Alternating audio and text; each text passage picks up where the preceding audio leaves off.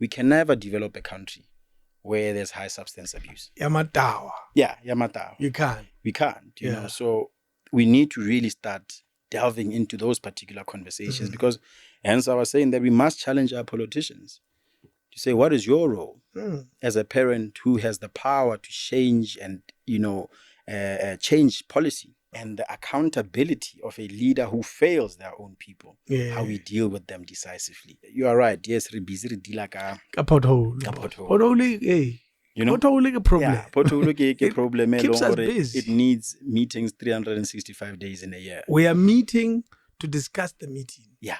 You know, that we're going to. And then the agenda points, you know. Yeah. Papa gago ha ira yana le yana, mama gago ira yana le yana. Yeah. And I get a bolo abira gale fela bathong ba bantsho. No. Bolo ke pelo. Absolutely. You know, that's my theory. Just thinking that they'll never succeed. King David Studio Podcast. I think Thato is one of those, in my world, he's become one of those guys whose acting is appreciated, is enjoyed. And I remember when I saw you on Losing Lerato. Yeah. I was completely irritated with your character. Why? I'll tell you now. That man who feels happy. I think Jake was a great guy. Yeah, I think he was a great guy. You know, he saw an opportunity to, you know, save a beautiful woman and a child and, you know, give them a good life. even the way you painted, you must have based it on someone. Yeah. There's a particular comrade, colleague of mine. Yeah. You know, who used to love the word chief. And sometimes I used to ask him, like, man, you tend to say chief quite a lot, right? And everything was chief. He's a Northwest politician. Okay. And, you know, he had a very fancy house and he loved his vintage cars. You know, so even when Kagiso approached me about the character, you know, that's exactly where I went. You knew where to go. You know, one knew where to go. And also, how do you also make a character memorable when, you know, you only have, you know, a little time on screen? So I think it was just one of those nuances that I had to look into. I must tell you, that character is one of the most memorable in that show. No, appreciate it. Thank you. I like it when he does chief everywhere, to a point where even when places it doesn't belong. He just goes, baby chief. Being approached by the director and the creator of that story, someone I have a lot of respect for. Yeah. What was when that script came to you? How do guys who work together like you two, you guys do? How do you? I want you to check it out. How was that done for you? So, I think one of the things we had to look at was, you know, a lot of Black independent filmmakers, right, usually struggle with issues of financing. And I think one of the first things is, if you're going to get a movie right, you need to have a great story. You know, that's the first thing. And you need to have a great cast. Now, to have a great cast means experience. And experience comes at a costly price. So it then makes it important for you to understand the importance of stakeholder management, relationship management, and just being a great guy. You know, I like stakeholder management. Yeah. Basically, you have to have friends in the industry. You have to have friends in the industry. Yes. So we had a nice conversation with Kagiso. I said, hey man, this is my vision. I'm doing a film, I'm doing a story about, you know, father, you know, who is obviously seeking to have access to his child, you know, and my daughter's going to be playing it. I was like, what? Right. So, you know, you start to think about pursuit of happiness. And that's a vision that I think anyone who believes in the film sector and, you know, would definitely, you know, want to align. So I aligned to the story. He told me the role that I'll be playing is not a playboy, but it's a politician. It's like, I've always wanted to play a politician on screen. And I think when the opportunity itself presented, you know, it was a no-brainer. Yeah. No, you pulled it off, Otiak. No, I'll give you that. No, thank you. Was it a short production, as in time-wise? So time-wise, yeah. I'm sure you would understand due to budgets, you know, but, you know, we had to really understand how to make most with little. That's it. Right. So very, very tight schedule. You know, we all had to pull in quite a lot of our own resources into the film. And that's exactly what we did.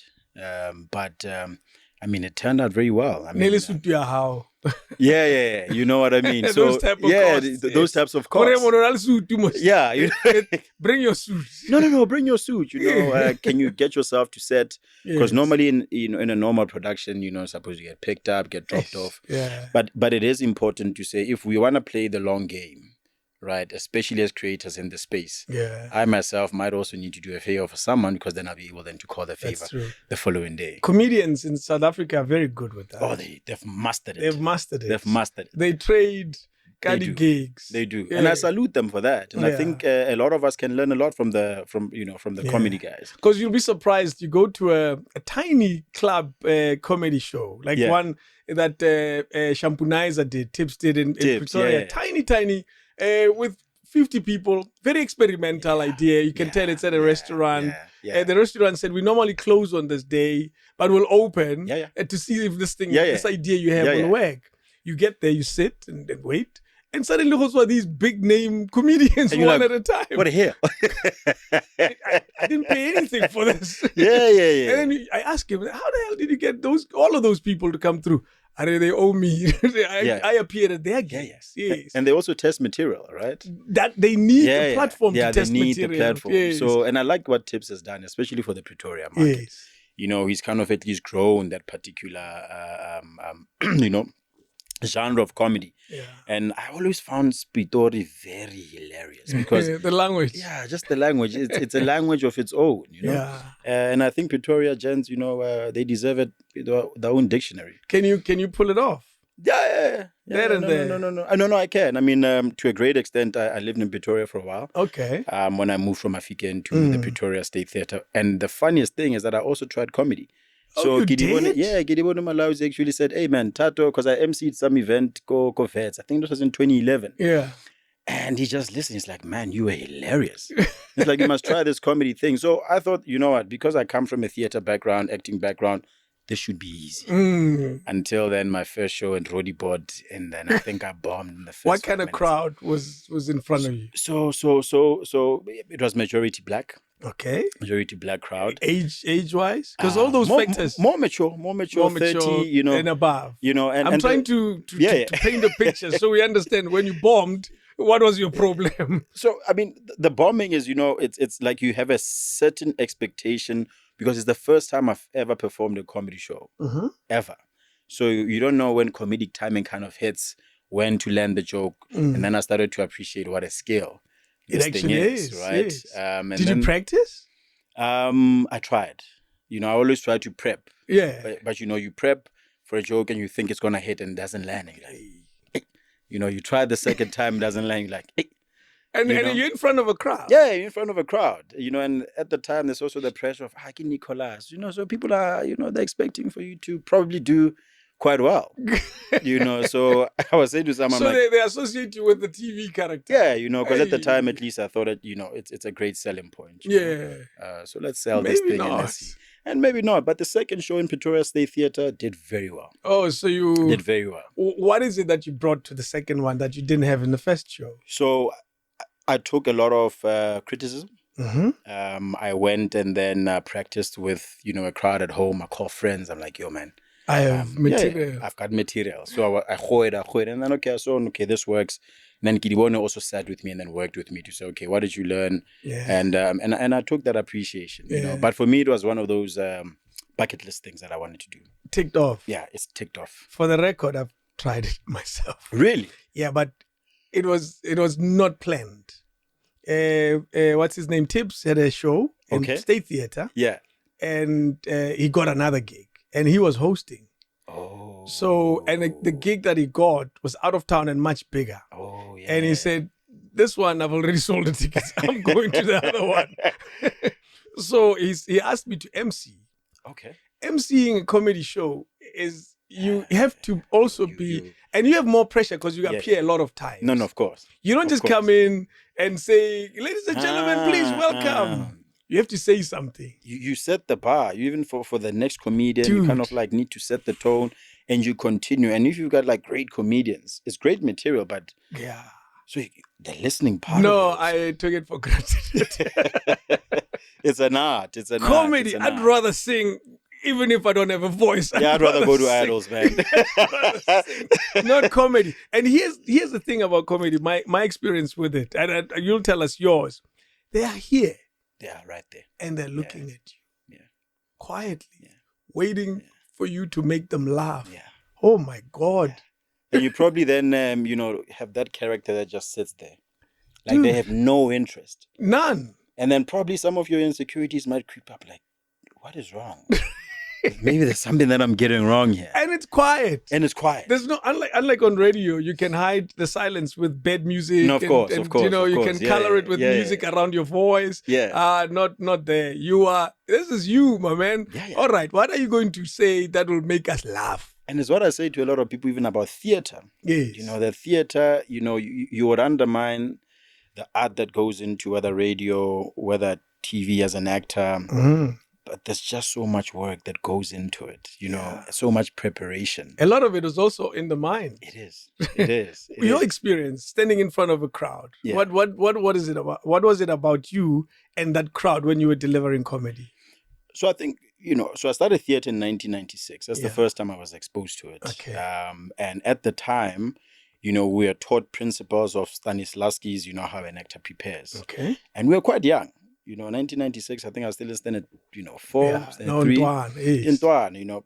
But we, you know, the quality of the facilitators and the lecturers that we had. I don't know if you know Brice Khabi. I know. So he started this program at the Northwest Arts Council. Jeez. And then he introduced Paul Grootboom. Paul Grootboom, who was an intense director. And this guy was training us like we like in university. Yeah, and you are kids. And we're kids. So my first experience of an audience was my first play, Jack in the Box. Okay. Right? And, you know, you remember you seeing people walk into this room and you have an hour, 30 minutes to purely entertain. And you have to play this character of Duffy, you know, at the time as a cop. But it was such a great experience because at that time, that's when you really test your confidence, your skill. So from my time, 1996 to 2011, that came into play at that time. That, you know, my confidence didn't break to a point that I didn't want to go and talk to the crowd. I did. Okay. Just to ask them, guys, how did you receive me? You know, what could I have done better? You know, and really, you know, that's when I saw that some people genuinely just said, hey, man, you know, some of us just kept quiet just to see, you know, if you're going to bomb out. You know, but they were very, very courteous, very, very ubuntu. Sometimes, You walk away thinking you did okay. And they were just nice. Yeah. Sometimes extremely bad. Sometimes extremely bad. But I think in that they gave me true criticism. They were very, very honest and open. Yeah. And I said to them, guys, just give it to me straight. Sure. I'll be okay. Yeah, I'll take it well. You know, though I went straight home, but you know, I'll be okay. There'll always be one or two who will tell you the truth. There's a story I've told once or twice. Yeah. I don't know if it's true. It's possible that the story is not true, but I like the story so much that I'll tell it over and over again. Yeah. But when Hugh Masekela came back from exile in the 90s, they were performing different shows across the country, and there was a gig that was taking place called Murula San. Oh, yeah. And there he was wearing these Nigerian outfit type setup. And it's always been his style. No, of course. Yeah. There he is performing and the show is nice. And he's, you know, bring back Nelson Mandela. It's nice. He finishes to perform. Now he goes and, you know, shakes hands of South Africans he hasn't, you know, connected with in so long. In a very long time. But when Alana man walks up to him, hey man, that was like a show, man. Hey man, she had drama. Go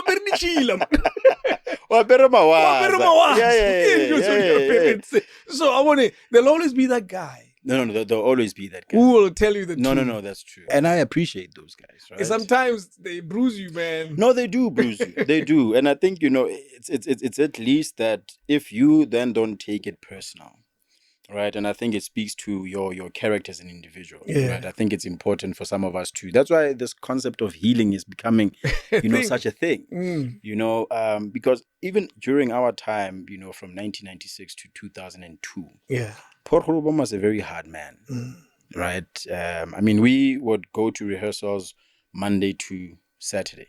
Easy. So I go to school. 3:00. Go Northwest Arts Council, I get off at 6:00, get home, do my homework. And then on a Saturday, we probably start from 9:00 until 5:00. Yeah.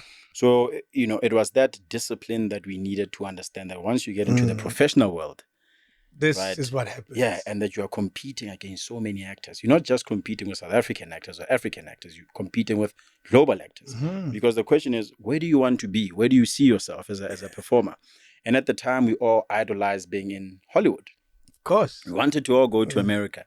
But for you to get there, then you are told, go and watch Al Pacino, go and watch Sean Penn, Denzel Washington. Yeah. And then you watch those performances and say, how do you think these guys got there? Yeah. How much work do you expect that they're putting in on a day-to-day? Imagine that. So a lot of times, and I remember, I think we were doing King Lear. Part of... and these are all stage stuff. These are all stage, Yeah. stage stuff, And then Paul will then look at you perform, and then once you're still doing your monologue, and then he walks out. Choo, choo, choo. And then you're like... and you're performing to him. Yeah, you're performing to him because you got 4 weeks to prepare for a show. And then he walks out. And he does that for the week. And you don't have today when somebody walks out, there's a chance they're holding a phone. Yeah. Then he's just walking out. And at the time, and I mean, we were quite young. At the time, I think we've been trained more precision, Zenzo Ngobe, Mantla Gaduka. And as he walks out, obviously for you keep wanting to do more. Because you want to impress your director. That's it. To say, you cast the right guy, man. Don't worry, I'm your guy. Yes. And I think we're preparing to go to Grahamstown. And then perform the play. Mm-hmm.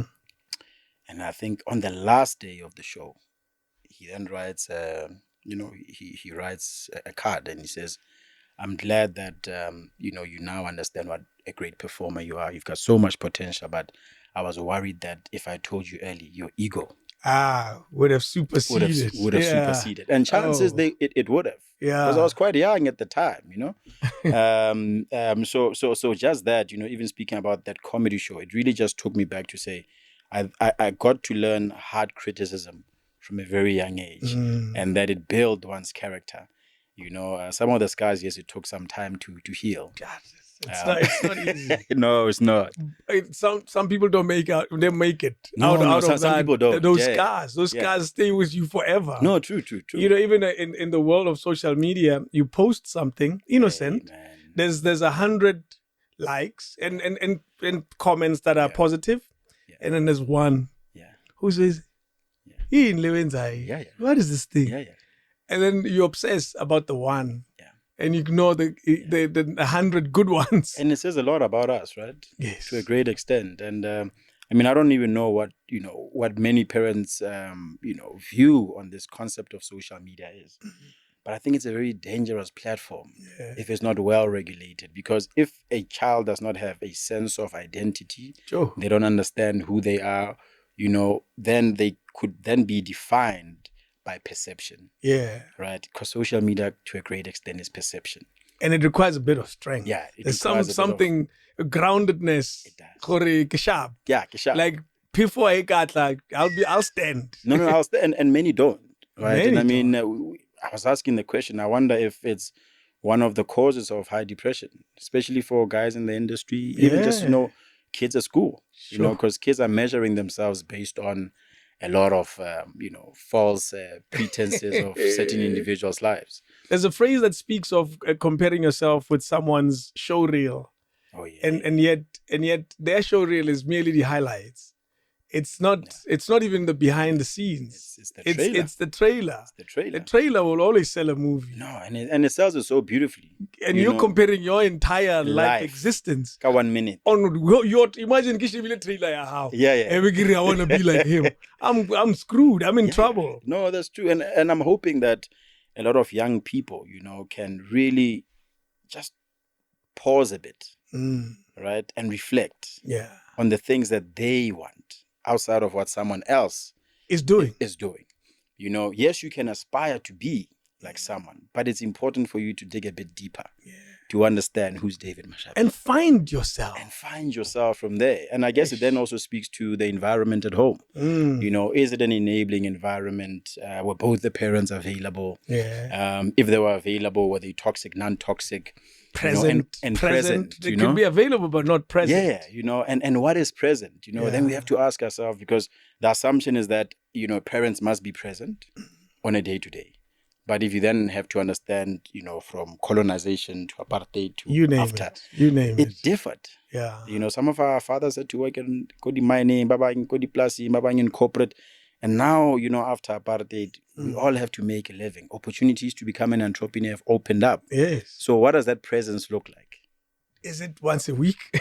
Is it a conversation at 9 every night before I sleep? Is it a bedtime story? Is it a bedtime story? Is it a Thato? Yeah. Tlalemetsi. You know?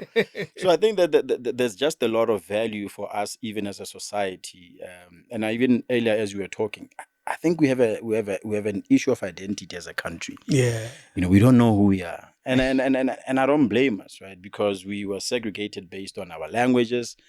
And, you know, we come from a Bantustan. And, you know, I used to say to people, man, I grew up in Bophuthatswana. Times were fantastic because the leadership at the time understood national building. Yeah. You know, it understood that if you are going to build a nation, a nation, that's it. Right? And we had availability of land, we had availability of airports, military, security. Hell, you even had a casino. We had 2 casinos. Yes. And it's interesting that, I just learned that the first licensed casino in Africa was in the local Mafikeng. Oh, that one, yes. And I was like, that is so much history. Yeah. That itself isn't even been turned to become something of tourism. Yes. Right? Rhino Studio. So at the time, I remember Oba Gang, who was a presenter on Teeny Bob, was my classmate, Tigo Stene 3.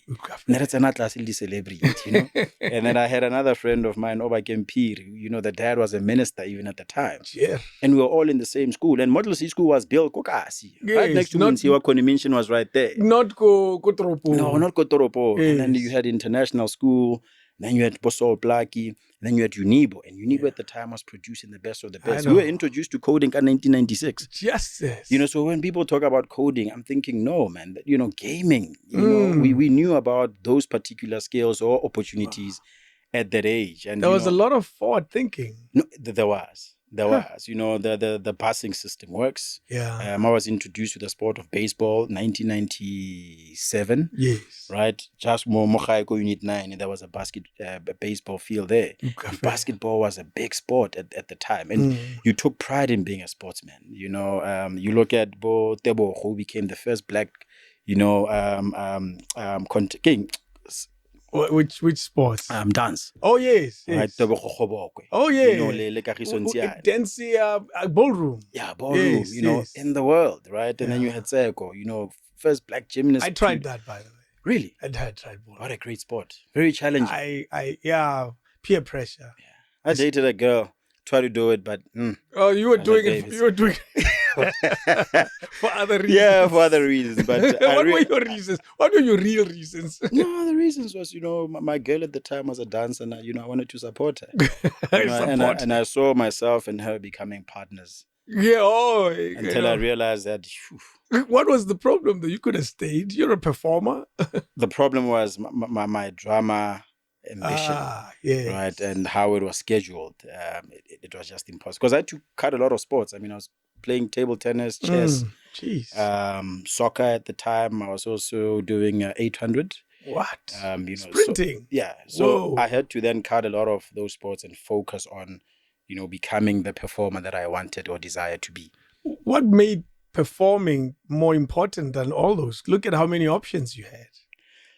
I don't know. I could say at the time something within which I didn't fully understand at the time why I was being pushed to really fight for this thing called performing arts. Was there anyone at home who was... I was not supported at home. My mom was just like, man, don't tell me about, like many other, parents at the time. They saw it as a hobby. And I can understand because, the industry wasn't really, and still today, still very challenged when it comes to, the resources. Yes. But at the time, coming from a place like Mafikeng, we saw a whole industry.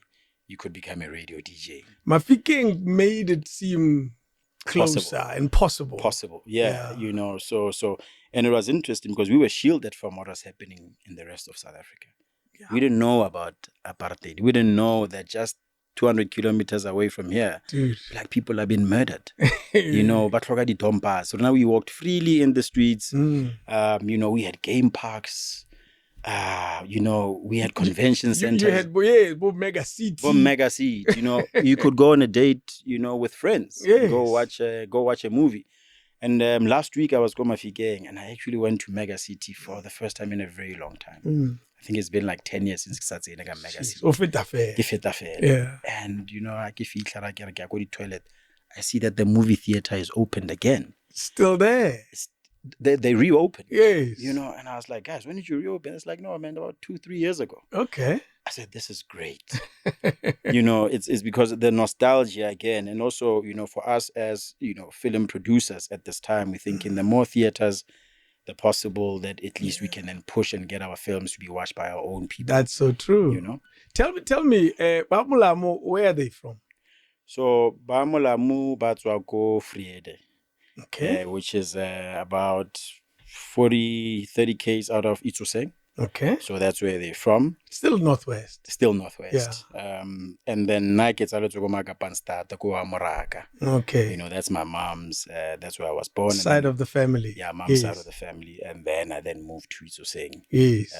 Where my dad and my grandfather lived. And then I lived with my 2 grandparents at the time. Whoa. And then tragically, death came early. Yeah.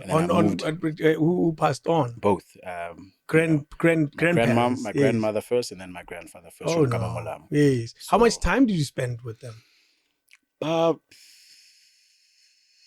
years. That's not bad. Yeah, about 4 years. Do you have memories of that? Yeah, I still have memories. Because my grandfather at the time, was head into agriculture. Okay. Right. And at the time, he did work with the president at the time, Thato Mangope. Was close to power, eh? No. He did fairly well. Wow. So he would take me, everywhere. And I remember they'll tell me the story that he once took me to a bank. And then I said that, one day I'm going to own this bank.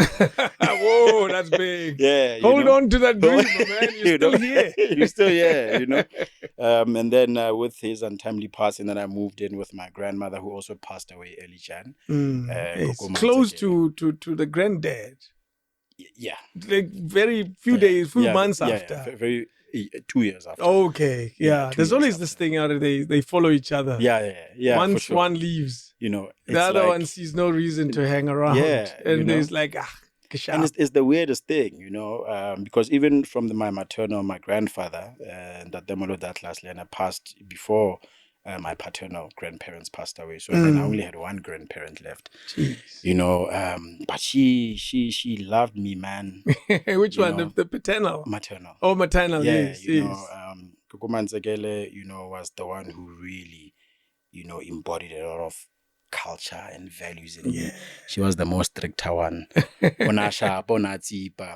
you seem to have fond memories of I do. It's not the seeping and the no. that you remember more. You remember the love because you smile almost immediately when you speak of her. No, she gave me quite a lot of love, and you even saw her teachings through my mom. My mom is one person that has always taught me the principle of motoge motogabatu. Respect, humility. Yes, you get into teenagehood, you change, you become someone else. But, she always just kind of like brought me back. Yeah. And those were values that came from my grand. And my grand in the fashion, she was a teacher. Oh. Well-dressed. Well-dressed, But many stories of her former students would say that your grand was a type she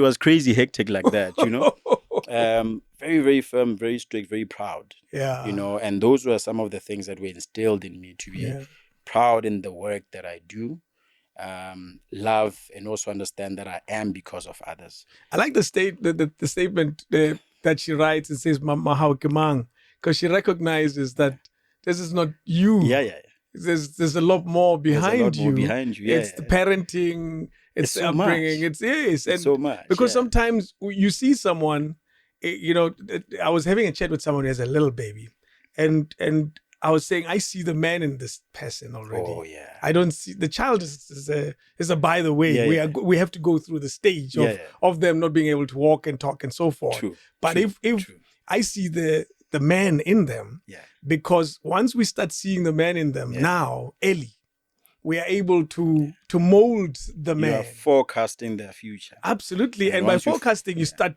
directing it in a particular way. Because if you hold on to the baby, they become a toy. They do. they become They do. they become something. Wow, what's up, my? Oh, wow, boo. Then I'm not saying those moments shouldn't be celebrated, but they become the thing.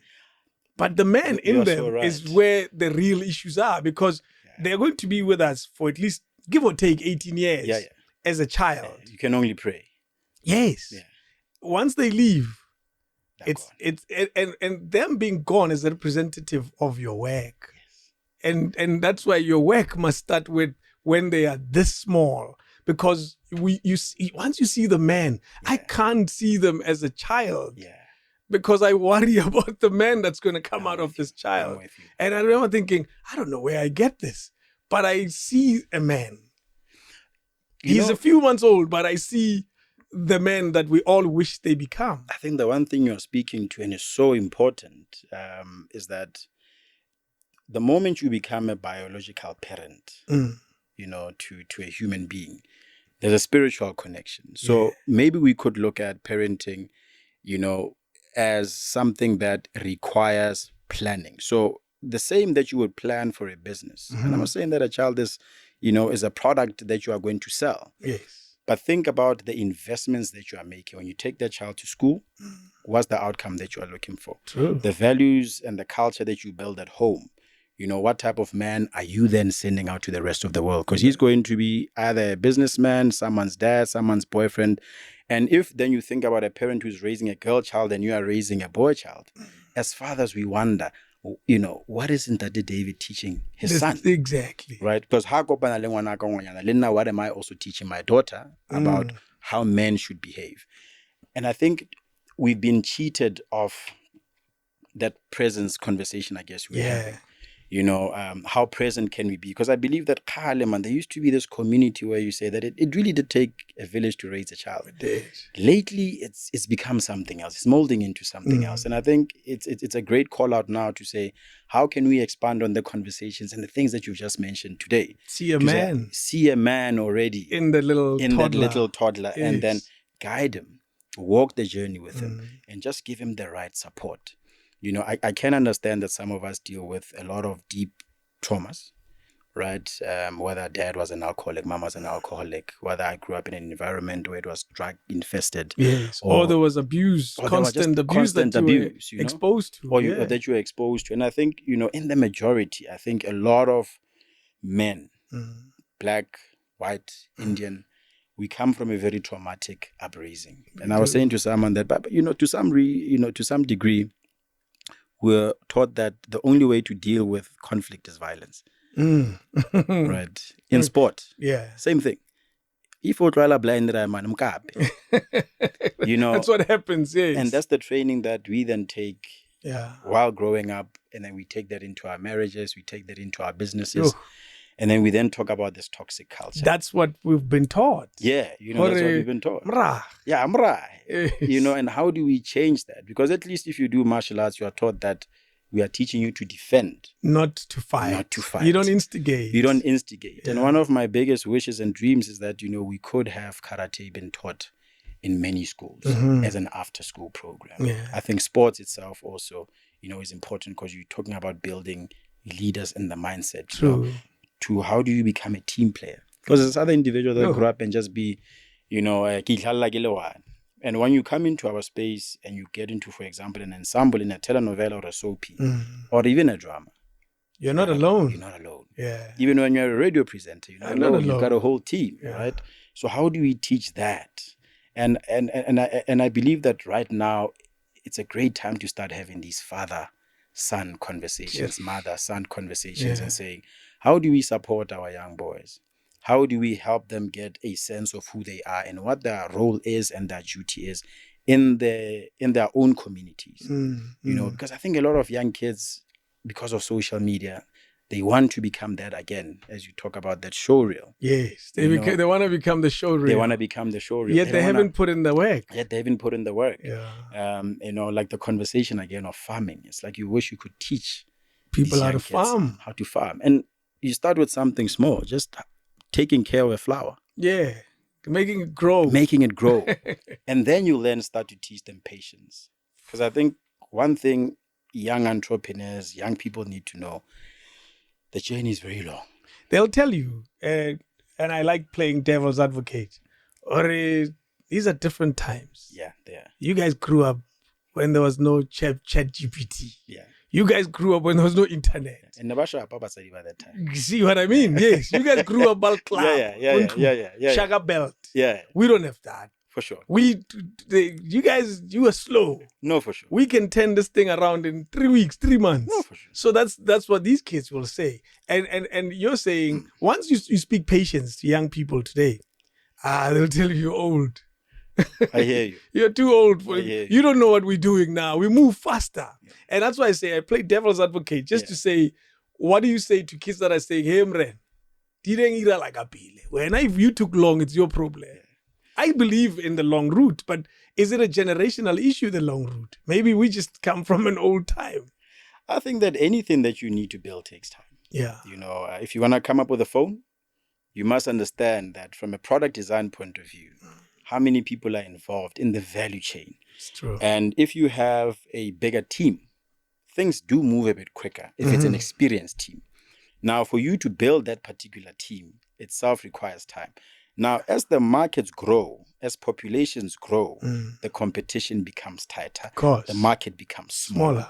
Yeah. So if then you believe that it's going to happen instantly, then I say you've got another thing coming, right? If you were to ask yourself, even if you start a podcast today, yes, you've got great topics, you'll have great guests, but there's marketing that needs to go into it. That itself in the financial statement in a line item. Yes, it'll cost. Right? Your camera guy in a cost. Right? Transport, petrol, airtime. Video editing. So there's so many things in this value chain that, you know, I think we've cheated a lot of our young people by not really giving them the true story. We gave them the show reel. Yeah, we gave them the show reel. So I think in this particular conversation, which excites me about is that it's a long conversation about the journey, you know, and I say to someone that I was a seed planted in 1996. Yeah. My first international show was in 2006, going to the UK for 3 months. 10 years later. And then from there, then I went to Sweden 2 years after that with the Market Theatre and James Ngobo. Yeah. And then 2010, then I traveled to my first African trip to Senegal with Obris Khabi Silent Voice. There you go. And then after that, then I got the Brenda Fassie play directed by Jerry Mufokeng. Yes. And it was a huge milestone for me because, you know, Brenda Fassie is a legend. But I'm saying it took so many years for me to get there. And at the time, 2003, most of my friends, most of the guys that I grew up with, Bo Presley at the time, big shows. Things are, you know, are popping. Borantibenda, moving into Bo generations, you know, Rhythm City starting. And at the time, I'm seeing a lot of the guys that I trained with move at better speeds than me at the time. How does that make you feel? What was happening in your mind then? I think at the time you start to really wonder, how great are you? You know, have you even put in the work? Are you the great actor that you think? Are you in the right career? Yeah, are you in the right career? You know, and I remember even there was a time that, you know, I said, I'm going to apply to be a flight attendant. Is it? Yeah. You know, but when I trace it back again to that 1996 seed, is that I realized there's really a much greater reason why I keep fighting to be in this particular sector. Yeah. And now I understand it more than ever, right? Because it's a great duty to be a creative. I think I always say that, you know, God's children, God's favorite are creatives.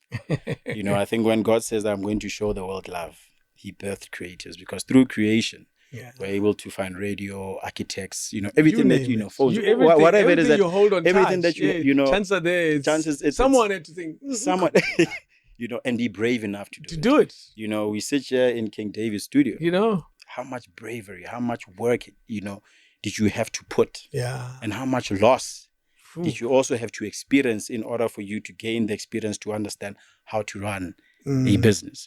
You know, I like the patience theory and the concept of patience. Yeah.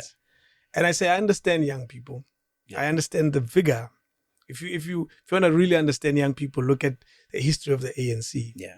And the young people in the ANC. Yeah. They are always the champions of big moments. Change. Yeah.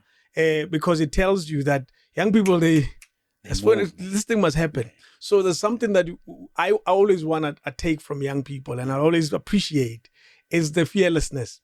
Yeah. The fearlessness of young people I'll always adopt. Yeah. But I'll always say, acknowledge that your fearlessness doesn't guarantee positive results, because positive results in a lot of ways takes a bit of time. It does. And the time we live in, and I'll use a podcast as an example. The thing about podcasting, it's a long game. It is. You don't know what's going to happen. You don't. Have no clue. Yeah. You trust in the content, of course, and hope that somebody will appreciate it. It's like being a performer on stage. And I like the words, even DJ Fresh says this, that I will play just as well to 5 people as I would to 1,000 people. It's the same exact experience to say it's a long game. It is. You will do a one episode. Nobody watches it. 3 people watch it. 5 days later, there's one extra. And then it's easy to give up. Yeah, it is. That's why I say fearlessness, yes, young people. But understand that these things... Commitment. Oh, you're going to give up. I can guarantee you there's a lot of podcasts and channels that started and they don't exist anymore because put in the time and the effort, then you have 5 viewers, 7 views. It takes just too much work. There's 3 cameras looking at us. There's 2 guys who edit this videos. There's a lot of lights around us. There's electricity bills. There's electricity bill. All of that. There's a lot of effort. There's a lot of preparation. There's a lot. There's arranging you to come here. I didn't call you. Somebody else called you because there's a person whose role is to do that. Do you see all of that? For someone to say, I want to get 1 million views in 1 week. Because my song is hot, because my social media page itself is hot, My bars are, I'm hilarious, and it's like, we're saying that think of life like a long running show. Generations plays Monday to Saturday. Easy Dingo at the time played Monday to probably Saturday as well, because omnibus and all of that. It's an omnibus. And at the time, you have to understand that people come in from 5:30 in the morning, but more like 6:30, to give you this product of you following one specific character who interacts with different characters. And for you to fall in love with this character, it might even take you 3 to 6 months. So it's maybe that kind of thinking that young people really need to start understanding about how a journey self is built up. You look at the Joseph Campbell theory of, the hero's journey and how you build a hero in an action movie like a John Wick. Right? There are certain elements and challenges that these characters will face until they're put under pressure to then deliver at the highest level of performance. And that's where it is that in that failure, in that achievement, there are experiences that are going to teach you things that you will value for the rest of your life. A hero is built out of the worst of moments. Where you say, there's no way he'll win this fight. And they just come out of the blue and you're like, how? And most steering, they don't look like they are winning the fight. They don't. Until the last few kicks. And then they win the fight. So you're saying there's a lot of lesson in that experience, even in our own lives. There is. I mean, even when I was introduced to karate, I thought, I've watched Jackie Chan's films, I've watched Jet Li. Bruce Lee. I can do this thing within a week. I can do this thing within a month. And then you start to appreciate the power of experience, right? It's like what you were saying in the ANC, there were young lions that at the time were very fearless. But they needed the guidance of those that have been in the game to tell them, to say, these are some of the traps that you must be wary of. And I was wondering, to say, what kind of culture are we also building as a country where we're not giving young people space to share and innovate, and bring their fearlessness into a room and not be intimidated by that energy. Because it's the same principle of someone going to school. Teachers are there to teach. When we came into school, we had a lot of energy. But over time, we started to understand the value of listening, the value of just, reading. And I really want to employ young people to read, because once you then read a biography of a Thato, of a David. Someone who's done something. Done something, And what I enjoy about a lot of these podcasts that, they're setting a tone for African heroes and preserving people that are doing impressive or good work in their own communities, in their own right, and people that have had a journey. Right. And they're saying that it wasn't easy, because for me to say that it was an easy journey for me to be where I am today, it would be an absolute lie.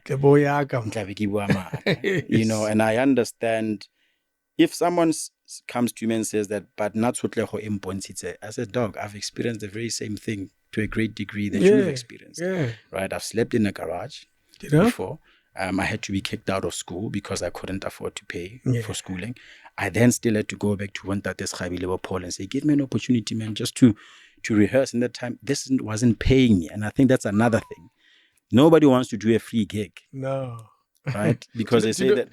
sort of complete your thoughts. That there's nothing like a free lunch. And I'm saying, remember, if someone gives you a platform, right? If I go to David's studio, right, and he's saying that, hey, man, I'll give you my studio, you can use it. Yeah.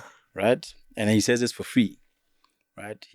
And I come in and then I use that particular studio. And then I promote, the facility. The facility. Yes. That's a trade-off. Yes. And I think young people need to understand it's important that you must understand in business you are going to be getting into a lot of trade-offs. Right? Particularly if what you're offering is not seen as something of value yet. Yes. You're going to have to trade a little bit. And and that's just how life will be. And which is what you spoke to about seeing that a young man as a man already. Is that when you are a business, you see this individual and you can already forecast. You see, I see potential here. Therefore, I'm going to invest. So a lot of young people don't also value that investment, someone's time. The reason they say time is money, because you could be doing something else. I could be doing something else. There's always opportunity costs. There's always something else that, even watching TV, I'd rather do that. You know what I mean? There are those opportunities as well. For sure. But I want to go back to where your upbringing, because you keep highlighting a few things. Your upbringing. You lived with grandparents. Yeah. The paternal and maternal, And then, but it wasn't obviously around the same time. You had to finish that session with the others and move to the others. Was that how it played out? Yeah, so born in Makapanstad, I get away to Rwanda, and then from there moved to the paternal. Were the parents married at this time? Yes, they were. Okay. Yeah, they were. And then, my dad, my mom, then we lived at my grandparents' place. Then my parents moved out, and then I remained at my paternal grandparents' place. They were very protective. And then at the time, then as the untimely death happened, then I moved back to Makapanstad to live with my maternal grandmother. Yes. And obviously Makapan was a very different place itself. But because I came from a very respected family at the time, my grandfather nearly inspector of that particular region, nearly principal, so so those particular values also. And then my mom then as they then parted with my dad, then she moved to Mafikeng. Was it they parted at a young age in your life? Yeah, I think I was like about 4. Jeez, that's very young. About 4. How many other kids did they have? No, it was just you. Between my mom and dad, it was just me. Yeah, man. Yeah, so I was the lucky one. You were alone a lot of the time, yes. But I grew up also with my cousins. Okay. So both at the maternal and paternal, there was always, because I came from a very big family. Yeah.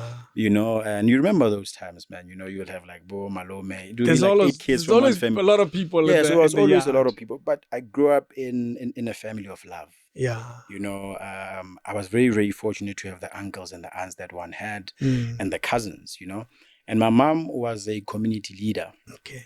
Was at the time, every single child comes to my house to play. Whoa. Right? So my house was that type of house. And my cousins also lived Kokochai. And till today. Yeah. We're still friends even till today. From that time? From that time. Yeah. Because if Mama Naseo, then I will then go to Kobo Mokwepa, Kobo Gutwilu, Kobo Tiam, Kobo Tapelo. Just like that. And all of these guys were guys that were older than me. So they used to also protect me, But I moved around quite a lot. Even in Mafike, I think we lived in like 5 places in Mafike. Who did you move with to Mafike? After the parents separated, you stayed with the M. Yeah, the M and my stepdad. Okay. And then my sister then came 91, and then my brother Lene came much later. Yeah, so then at least then I had siblings in the house. Yes. And then, I get Nakrutma, but also then you start to understand the role of a Krutman, of being the firstborn. It's a big duty.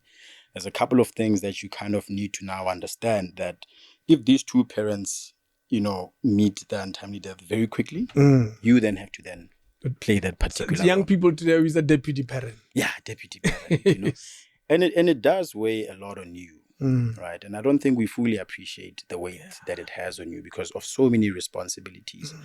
And sometimes we misunderstand the values and the pressure that our parents put us in. And we then misunderstand and think that our parents don't love us or, you know, that our parents are cruel.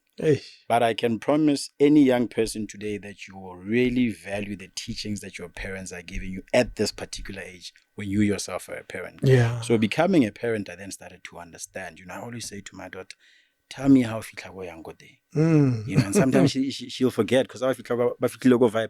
And I'm like, hey man, the girl, where's Allah? You know, what's up? And then my mom will just look at me and say, now you understand, you know what I used to do. Yeah, what I used to do. So I think there's just so many conversations we need to have as a country. There's so many loopholes that if we continue down this road, it's not going to end well. No. Right? And what road is that? What are you describing when you say this road that's not going to end well? I think the road where parents have absorbed themselves of their duties, of wanting to be friends with their kids versus being parents, right? We must maybe to a great degree appreciate that children's psychological development hasn't really developed to a point that it understands consequences of certain actions. That's true. So it is our duty to really walk this path with our children, you know, and expose them to what at the time they're able to handle. I think sometimes as parents, we then burden kids with our problems. You know, it's like, I've generally struggled with parents that tell kids the problems that they have with their father or their mother. You know, that type of toxicity. It is important to understand that the moment you engage in this ideology of parenting, you have a duty, a big responsibility to guide this young individual. You know, and one of the things that the show that I was presenting called Abazali was, you know, you look at the safety of the child. Right. And my role as a presenter is to listen to both sides of the story. And you realize that the first time you hear the story of either the lady or the guy, you feel so much sympathy because you never allow an opportunity for this side. And when you go on this side, it's like, whoa, wow. Both of them give you the same, same feeling. Same type of feeling. Yes. And I think to a great extent, TV parents, social media parents, society parents, and we don't also want to have stricter rules at home. And I say that you have the right to have your own rules at your own home that are beneficial to the child's well-being. It should always be about the protection of the child. Yeah, it should. Safeguarding their journey. Yeah. Because, and I like the point you raised about exposing your kids to your problems at an early age. You're destroying the child. What good will come out of that? You're destroying the child. You know, and this thing of, you know, papa gago hairaya nalea na mama gago iraya nalea. Yeah. I think for us as parents, I want to call us out that let's really go dig a bit deeper why we feel that it is okay to do that, because now we are bringing up angry kids into this world, right? All of us as parents, we need to understand that that's a potential partner to your son or your daughter. Yeah, man. So I have a duty to ensure that I invest the right knowledge and values in So when they meet your child, they're fine. Yeah, they're fine, you know. And I think also one of the things I wanted to touch on was the issue of role models. Yeah. You know, how many role models do we see in our communities? How many of these stories are being told? Because I was saying that it is important now that we start to really think consciously about the type of content that we put on television. Because I worry about some of the stories that we continue to tell in the majority. Do you know that's the common theme in this room? Yeah. That complaint. Yeah. Pradon Mlangeni said the same thing. Yeah. It's Hepo's like, what the hell is going on? It's crime. And you guys are guys who've been on TV for long. Yeah. So, and I say, but are you sure you're saying that? Because you could lose your opportunities. And they say, it's okay. This is a problem. Yeah, it's a problem because, you know, one friend of mine from Ghana asked me to say, you know, the phrase "the Queen" for us as Africans, it's a majestic, it's big role. Yeah. When you start to identify black females as drag pins, right, as crime lords. Yeah. We, as Africans, valued the role of a mother because a mother is the one who's the glue to any family. True. So if we continue to tell stories of crime, then it becomes then a reflection of who we aren't. Circumstances have forced our people to become criminals. Yeah. So if we are going to change that, we need to be aware of the psychological impact of the content that they eat with their eyes and their ears. Yes. So we need to be very conscious. And I think the Film and Publication Board is really trying to do that with less capacity. Hence, I'm asking that, is it possible for us as radio presenters, TV producers, broadcasters, to start having a national conversation about the type of country that we want to build, right? And ensure that we are investing in consciousness leadership across the board from school. And, it doesn't matter and in the private schools, that's prioritized. And you got to pay big dollar. To get that. To get something that should be free. Yeah, something that should be free. Yeah. So how do we reinforce those values of leadership in our communities again? You're right. We have challenges of high alcohol abuse in our communities. We can never develop a country where there's high substance abuse. Yamatawa. Yeah, Yamatawa. You can't. We can't, you know. So we need to really start delving into those particular conversations because hence I was saying that we must challenge our politicians to say, what is your role as a parent who has the power to change and, change policy? Yeah. And not only change it, but ensure that it's practiced, it's applied, because policy is easy to change. Yeah. We have a meeting. And then the application. It's a different story altogether. So I do really wonder whether we will have that awakening, that sense of consciousness. I was following this, the Kamala Harris. Is it Harris? Yes, Kamala Harris. Yes. Kamala Harris, yes. Right? Who's coming to Africa to discuss issues of human rights. And as an audience member, I'm sitting thinking, but there are human rights in your own country of black people being killed on a day-to-day. That are violated. Yes. And we are coming to Africa to not talk about issues of sustainability and economic growth. We need to start now talking about those types of conversations to say, allow Africa to start having its own conversations because we're polluted by Western culture. True. Right? Where we said, Mwana can talk back to a parent. We learned that from television. Yes. Right? It didn't exist at some point. It didn't exist at some point. So I'm saying maybe let's take some of the good things that used to work. Not everything in the past worked, but some of the things that worked. And let's bring that particular culture back. And I think the next 30, 50 years, that is then our duty as parents today. Because access to education has become expensive. Right? Basic rights to water, basic rights to electricity. To a toilet. To a toilet. And I was asking, what type of nation do you think we will be building? Yeah.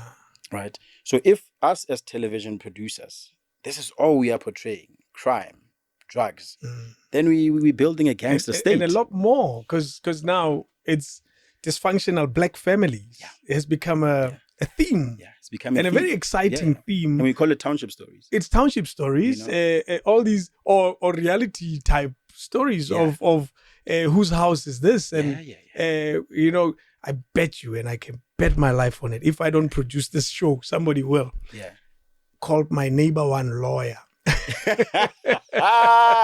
That's another. The ground is fertile. Yeah. The ground is fertile. Yeah. No, you're right. It's fertile, ready to go. You're right. Like I can create it now and put it on this channel. It'll go. Yeah, do. Because inali juice. Yeah, inali juice. and that's the thing, right? Is that we don't take away from African practices. That they do happen. Yeah. And I get no. Absolutely. That's my theory. Just thinking that, they'll never succeed. So, and again, we have to start really, because, I can say with confidence that if we were to really research the impact of television on a child's mind, the results will be very scary. And I think a lot of parents, that's why I'm saying it has then become our responsibility and our duty, because data, we can Google the impacts of television on a child and specific content. Not every content that is bad. It's this is a difficult one. I used to work with a client of ours in advertising and marketing called National Credit Regulator. Yeah. Their job is only one. It's to get South Africans to spend, to not spend responsibly, but borrow responsibly. That's their core. Because if you spend irresponsibly, you're likely to borrow irresponsibly because you run out of money. So that is the core of their message, is to say, Sky cannot kolotong, it's unnecessary. And how it's you're already in. How do you manage them now? Do you need debt cancelling? Are you able to, or do you worsen your situation? That is their message. I remember once they gave me a task and they said, we're not seeing changes in behavior. In human behavior. What do we do now? You as a marketer, we give you a budget. We give you a few millions a year to transform these people's minds with communication. Well, why it's not happening? They're not changing. These people are spending more. And then we got introduced to Black Friday. Things got worse, I'll tell you that. Because Black Friday, what it did is TV 10,000 rand normally. Black Friday, 7,500. We buy. You don't have money. I want to take credit to buy this thing. I bought it cheap on paper, but in reality, the interest rate is way higher than the 2,500 that I've saved. So when you calculate the interest, I've paid 12,000 rands for that TV. But we don't know that. So sometimes even 15. Exactly. I remember the task that I was given was, how do we change their minds? That's what we're talking about now. We're talking about getting an entire nation's mind to see the world differently. That's hard. It's very difficult. I put together a whole presentation of research and all of that. The answer, I gave them an answer that was convenient at the time. I said, increase the budget. Of course. Increase the communication budget. And at the time, we'll do our best. But at the time, you are not very far-fetched. Yes. Right? Because you are going to need that muscle if you are going to reach the masses that you need to reach. But cost of data alone, right? If someone is going to listen to online radio, I think, we talk about access to, this 4IR narrative. And I say, we're not ready as a country. We're not. We're far from it. Because we don't have the resources. We don't have the resources. Everyone is moving budgets away from traditional broadcasting, which still has the numbers. And I say, guys, come on. Traditional radio still works. All right? Community radio still works. Absolutely. So how then do we start as brands having different types of conversations with broadcasters about nation building? Because we have to think about is that what type of economy do we want to build? So I think we need to start having different conversations, And part of my biggest passions has always been, how do we use marketing as a tool for change? How do we use training and access to education for change? And how do we use access to resources of human capital and capacitate that human capital to not be toxic towards themselves, because a toxic leader becomes a toxic outputter of ideas. And it creates a toxic, followers. Yes. So the NCR, it's a very, very important conversation. Right. But it's one of many. I can break that down into others. I know. It's driving and it's so many and drinking and there's so many parts of it. It's using a condom. It's everything. It's everything. And all of these concepts, again, if you watch a television show on a day-to-day, all you see in a sex scene is me take off my clothes, she's taking off her clothes, and boom, bang. Right? No one ever talks about the consequences of it. But I understand, because it's entertainment. But there must be a point where, if you go to countries like Nigeria, Ghana, Kenya, the type of content that they tell doesn't promote the things that we promote as a country. Wow. And they're still able to entertain. So I guess we can then start to say there are opportunities for us to really start rethinking, about the type of future that we want to build. I really want to encourage young people to learn about finance, right? I've become a passionate, avid scholar, right? I went into business not even understanding anything about business until I went and studied a postgrad at Henley Business School to learn about this concept called business. And there's so many things that came out of it, because I was interacting with different leaders from different roles in corporate and public sector. And now I'm doing a finance course. You're Right? seeing a new world. I'm seeing a new world and understanding finance at a different level. And I'm like, I wish I was taught this at Standard 4, Wait. 5, 6, just the basics. Because then in that way, then we're able then to see that when, for example, government departments are given money, they're able to spend it wisely and not return money to treasury. Because it always boggles me. I was like, how did money go back to treasury? And then we then hear about 68 or 62% youth unemployment, right? What type of training and resourcing are we ensuring that it drives our national agenda? Because I want to ask you, Bragg, and I know the interview is not, what do you think is our national agenda? I personally don't know. You know why I laugh? I was on JJ Taban's show. Yeah. With fellow, YouTubers. I call them YouTubers because I could call them anything else, really. DJ Spoo. Yeah. And we were concluding. And in the conclusion, I'll look for that clip. I asked that same question. That question has bothered my life for the past 20 years. Yeah. I said there was a moment where we knew what it was. Yeah. It was nation building. Yeah. That concept of the Mandela rainbow nation, of let us post-apartheid, immediate agenda was let us build a united nation, a country of people who get along. Yeah. Because of from different backgrounds. Exactly. Our past is so traumatic. Yeah. And yet we find ourselves in the same bus. Yeah. Are we going to continue throwing stones at each other, or are we going to get along? That was the question that Mandela was answering. Yeah. And then we had a different president. And you'll bear with me that I attached national agendas to presidents, because ultimately you're right. They're the custodians of they are the ambassadors of the country. Exactly. And then we had an African Renaissance approach. We had a business approach to empowering Black people with business and all of that. That's during the leadership Thabo Mbeki. That was BEE and all of that. If you remember, you probably haven't heard the phrase BEE in a few months or weeks. Then you had it as often as you had load shedding. So and then we moved to economic, what is it? Black economic transformation. And exactly. And all of that. Yeah. That became, but sometimes I worry that they are just a narrative. Yeah. They are just rhetoric. They just rally the crowd. Of course.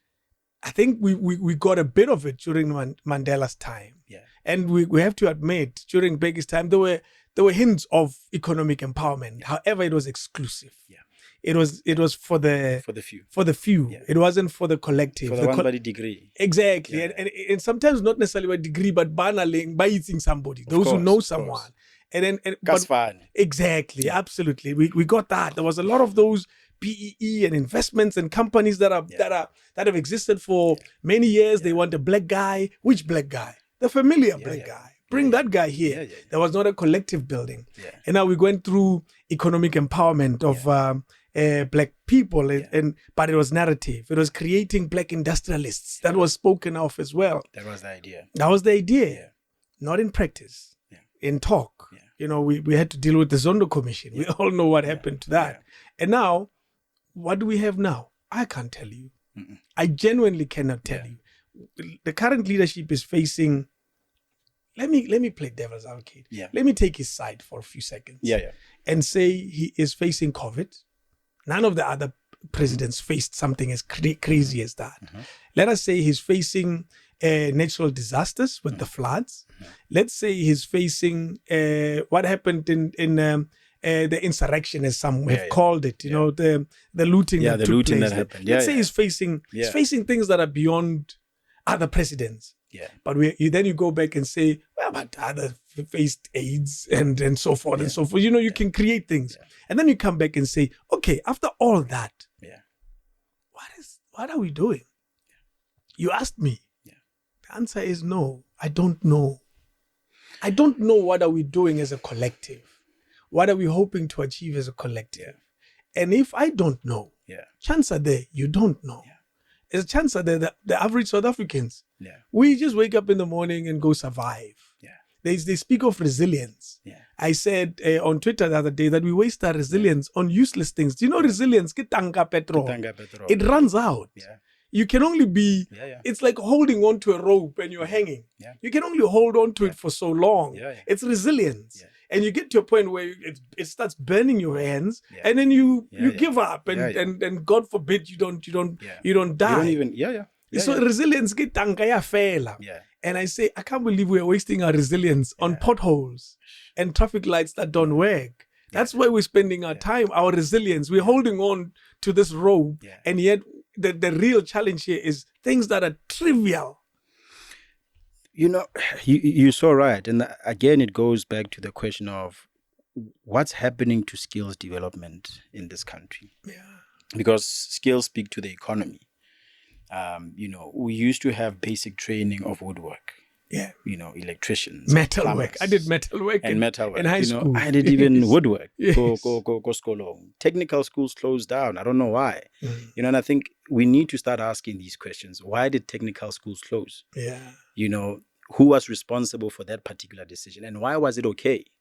You know, we need to understand the cause and effect of the decisions that were taken 15, 20, 30 years ago and the effects of it today. What are we suffering from? Why is it that a particular crowd still owns the resources of this country, which is then exported out of this country? Yeah. And including the skill sets.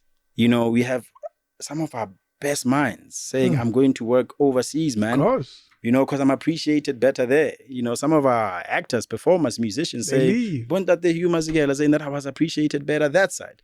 You know, Lady Smith, Black Mamba. You know, it's like awarded more in the US than in South Africa than in the country. So I think there is an opportunity for us to truly reflect and truly stand up for that which is right. Yeah, and which is nation building. And that's why I'm calling again parents to say, let's go back to our responsibilities and roles in our communities to ensure that, you know, we teach and build a national agenda collectively. Yeah. There was a time when Zulus and Tswanas didn't get along and Xhosas. Now we get along. We've solved that. We've solved that. Actually, it without taking credit as South Africans, it solved itself. Yeah. Aeon. Yeah. It solved itself. And it's a beautiful immersion of different, you know, cultural ideologies that have, you know, immersed into one. And I'm saying now let's use that particular narrative and run with it because it is about collectiveness. It is more now critical than any other time, right? We're going into, I think, probably the most sauciest elections in 2024, right? At the heart of seeing municipalities about to now go into true collapse, right? Issues of potholes. I was listening to radio while driving here that, and you know, I don't know how true the story is, but an ambulance hit a pothole with a 9-month-old baby in it, and a car accident happened. Oh no! So we have to understand that planning is critical, right? And the people we put into power needs to understand that you are running a business. South Africa is a business. True. It has resources. It has departments. So as the CEO and as the board, how are we delivering as parliament? How are we delivering to our customers? Yeah, you know, how are we delivering to our customers? Because the customers are not happy. Not at all. Right? And, you know, for me, even being in business for the past 10 years, I've seen so much, and the same as yourself. We are seeing so much of a change that the narrative is starting to now show that it's just the narrative, that there's no action plan to implementing. And we are saying that as businesses, we can help you achieve that agenda of ensuring that we employ people. Do you know, one of my biggest challenges as a business person is when I struggle to pay my taxes because of cash flow issues. It'll close you down, man. And no, SARS will throw you with a penalty that'll make you nosebleed. You know? You know, it's all those challenges. I look at it, it's like, what? I'm struggling here, man. I'm trying to make this thing work. Yeah. And you treat me the same way you treat Anglo-American. And we can't do that, you know. So tax incentives for you know, small to medium businesses are critical. You know, the bank interest rates are ridiculous. Yeah. Right? They don't see you as a small business. Yeah. Which I wonder, I'm like, guys, yes, you can make your 20, 30 Yana 50, but you need to understand that even for me to have gotten to that particular stage, there's an investment personally I put in, absolutely, and that money has to come back. Yeah, let's not lose track. Let's go back home. Yeah. You're in Mafikeng. Yeah. You're living with whom? I'm living with mom and my stepdad at the time. Yeah. Do you still have a relationship with your dad? My dad passed. Oh, Yeah. he passed. Yeah, he passed in 2007. No, but before that, so we did had you have a decent relationship with him? We had a very challenging relationship. Yeah. Right. Because when he passed, you were already in your teens. Yeah, I was already in my teens. And I think now growing up and understanding that as a parent, you could also have your own challenges that you don't know how to disclose to your children. True. And that we then assume that your love language means that you don't love us. Because, to a great extent, the love language was money. But then I started to understand this guy was working a lot. Right? And being a millionaire at a young age, at that age that he was, I can also understand the temptations that came with it and the confusion. Oh, what he was doing was working. It was working out. It was working, because I think the discipline from, his parents at the time, to want to say, go into business and do well. Yeah. But I think he faced a lot of challenges himself. Personal issues, which led him to not be the available and present father that we wanted from him. Right.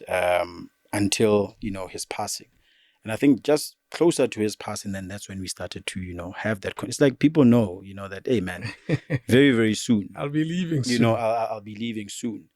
And what that did to me as a young boy, it brought a lot of hate in me, anger in me. Yeah. And then I realized that a lot of decisions that I was making financially in relationships, in school, in life, in career, had a lot to do with my trauma. So my trauma kind of really influenced a lot of decisions that I was making. And it got me thinking now, how many young boys, how many young girls are struggling with the same problem? Yeah. So with that particular challenge with my dad, I had to go into a place of healing. And, and I went on a sabbatical, all the way in India for like 3 weeks. Jeez. Because a lot of it was just boiling up. All these childhood memories and what I didn't have. Because I used to think, hey man, other kids have their dads present, and you'll sit in the room and they keep talking about it. And you want to call your dad and he's just not available, Jeez. He was, what type of dad was he in that context? A busy dad? Very busy dad. Yeah. Yeah, very busy dad. And busy because he wants to make a lot of money and empower the family. Probably. Yeah. Probably. But even at the time, some of that support wasn't there, right? I think my mom and my stepdad really did an amazing job. They made sure that I don't feel that void. Yeah, although I did want to have that relationship, but they made sure that you have everything that you need, access to good education, access to resources, and just building a safe community of family. And we only start to appreciate those things now. So. But I wish I had that relationship. But I've gotten to a point where I forgave him. How did he show his love, though? You said some people... Money. Yeah. Throw money to the problem. Yes, eh? Yeah. How would like something swap? How would like something swap? It doesn't matter what it is. And because he also, I'm assuming that he didn't know how to love. Yeah. He didn't know how to show. It shows you this generational curse. Yeah, he was carrying. He was just carrying, because then I had to ask myself, this Western ideology of fathers must hug you and kiss you. I know that my grandfather was not that type of gent, No. So I can then assume that it also impacted him to not understand those values of saying, hug your child, kiss your child, and that, they're great. Come to the, sports games, if ever. So you end up then wanting to do that which your dad did not do once you become a parent, right? At least you have the the ability to identify it. Some people repeat it. Some people do. Repeat what the dad did. Yeah. They just because they don't know any better. They don't know any better. So you're saying, at least in your case, you saw that this is missing. Yeah. I need to this. I need to bring. I need to make sure that at least my kids have it. Yeah, my kids have it. And also because Mafikeng was such a safe neighborhood, you could play in the night. True. There was just so many activities. So I think that environment also alone just helped fill that particular void. And then when I moved into a community of actors at the Northwest Arts Council, that also just gave me a sense of family again, But I then remember, I think I went to like 6 different high schools. Why was that? Because there was a debate of, we don't want you to be an actor. So if I'm in Mafikeng, I order Moromele boarding school. When I get to boarding school, I then start, the arts culture, movement stint, and then they move me from that school. And and it was always that who was pushing against it the most? Both the parents. They were saying no. Yeah, including my dad. So it was 3 of them. Yeah. My stepdad and my mom, and it was just like, no, this is not for you. Right? Because I understood that during that genre, during that time, it was important for you to either go into law or doctor, because then you had a guaranteed salary, because people want sustainability. Now you get into this new economy, start to understand that diversity becomes quite important. It's not a bad thing. Yeah, it's not a bad thing. Yeah. And those were things and principles that were not taught, I think, at the time. I can understand. No, and hence I'm saying that now that I'm where I am, you understand. I'm more compassionate absolutely. They wanted you to win. They meant well. Yeah, they wanted you to win. No, they did. And actually, maybe I phrased it wrong. They didn't want you to suffer. No, they didn't. Yeah, they didn't. And then when they see me then suffering, and I'm looking for money for auditions, and I'm just not winning in life. And I used to think, I wonder how that makes them feel. They probably said, "I grew up one." You told. Yeah. Sometimes you don't say anything. You just say, "Yeah." So. And it's all of these things. And again, I was trying to explain to them, it's because of the environment that Mafikeng was that made me believe in this specific sector so much. Yes. But today, fame gave me so many opportunities. The journey into stage and film and television opened so many doors. I've traveled the world because of it. I've spoken on global and local stages. I've started businesses. Right, I've been able to face COVID. Yeah, right, and head on with problems, with problems and challenges, and still remain hopeful about the future. Yeah. So I want to say to them that, guys, you've done well. You've done well under very tight and very difficult circumstances. Did your parents, married parents, your mom and stepdad, and your dad, did they get along? So, I know one thing for sure is that at some point we lived on the same street. Ooh. Right? So there was an understanding that them as parents they had. Yes. Right? One thing I know is that they never denied my dad access. Okay. They never refused for me to go and see my dad. Okay. So, which is one respect that I also had from my parents. You say, I don't know how you guys did it. And I think also that's maybe what drove for me to be so passionate about creating an enabling environment as parents. And I'm sure they face great difficulties. Naturally. Because also I can assume that divorce itself is very difficult. And also raising another man's child at the time could also be. Anytime. Right? That challenge is not even only then. It's a problem. It's a problem. Anytime. But there was an incubation, a period where we then were taught that we are one. Even today with my siblings, we get along. Yeah. Right. And I guess that's again where we need to start breaking this concept of step parents. Yes. Parent is a parent. Because then those titles then cause havoc and chaos and confusion in a household. And I come from that background where you are just taught motsadi ke motsadi. Go fella mo. And your relationship with your stepdad, how was that? Sharp. And has it always been? It started very rocky. Okay. It started very rocky. What were some of the challenges? Going into teenagehood, you put a man into very difficult situations. Rebellion. Just doing things that you shouldn't be doing. And he was a very quiet man. His stepfather was not a guy who shouts. He was generally a quiet guy. Yeah. And my mom, would obviously try to keep this family together and have to intervene in a lot of things because and I used to wonder, I'm like, now I wonder how it was for him then, to reprimand me and say, Emon, how it's 8 o'clock, not 10 o'clock. Are you saying that because is your stepdad in reality? And at the time, I'm trying to understand. Did you see him as, dude, you're not even my father. You can't be telling me this stuff. Yeah. At some point, And because when you are a child, there's a lot of misconceptions that you have about reality. Because this man was here with my mom, the love of my life, Like this woman. And I'm wondering, Dad, what happened, But at the time, this man loved my mom. He showed up for my mom, and at some particular point, it's like you are fighting a battle here that is unnecessary. Now you see it yourself. Like, oh, no, but it took some time. Yeah. It wasn't easy for us to get to that particular place, but we finally did. Where and have real conversation. When I have challenges in relationships, I can say, hey, dog, this is what's happening. And also, hence, I was saying that I was very lucky to grow up in a big family, Pomalome and everyone else. And, if you were to visit us in Christmas, man, it's a squad. Yeah, it's a squad, Yes. But I want to say thank you to him, for really just, and there must have been a measure of patience as well. Patience. It goes back to yes, because he could have said, I don't want he could have. I don't want this. I know I love your mom, but this I don't want. He could have just said, hey, dog, so I'm on too. Yeah, go row. But never did we ever get to that. And again, I've never seen even my parents fight, by the way. No. Ever. If they disagreed, it was not in your presence. Never.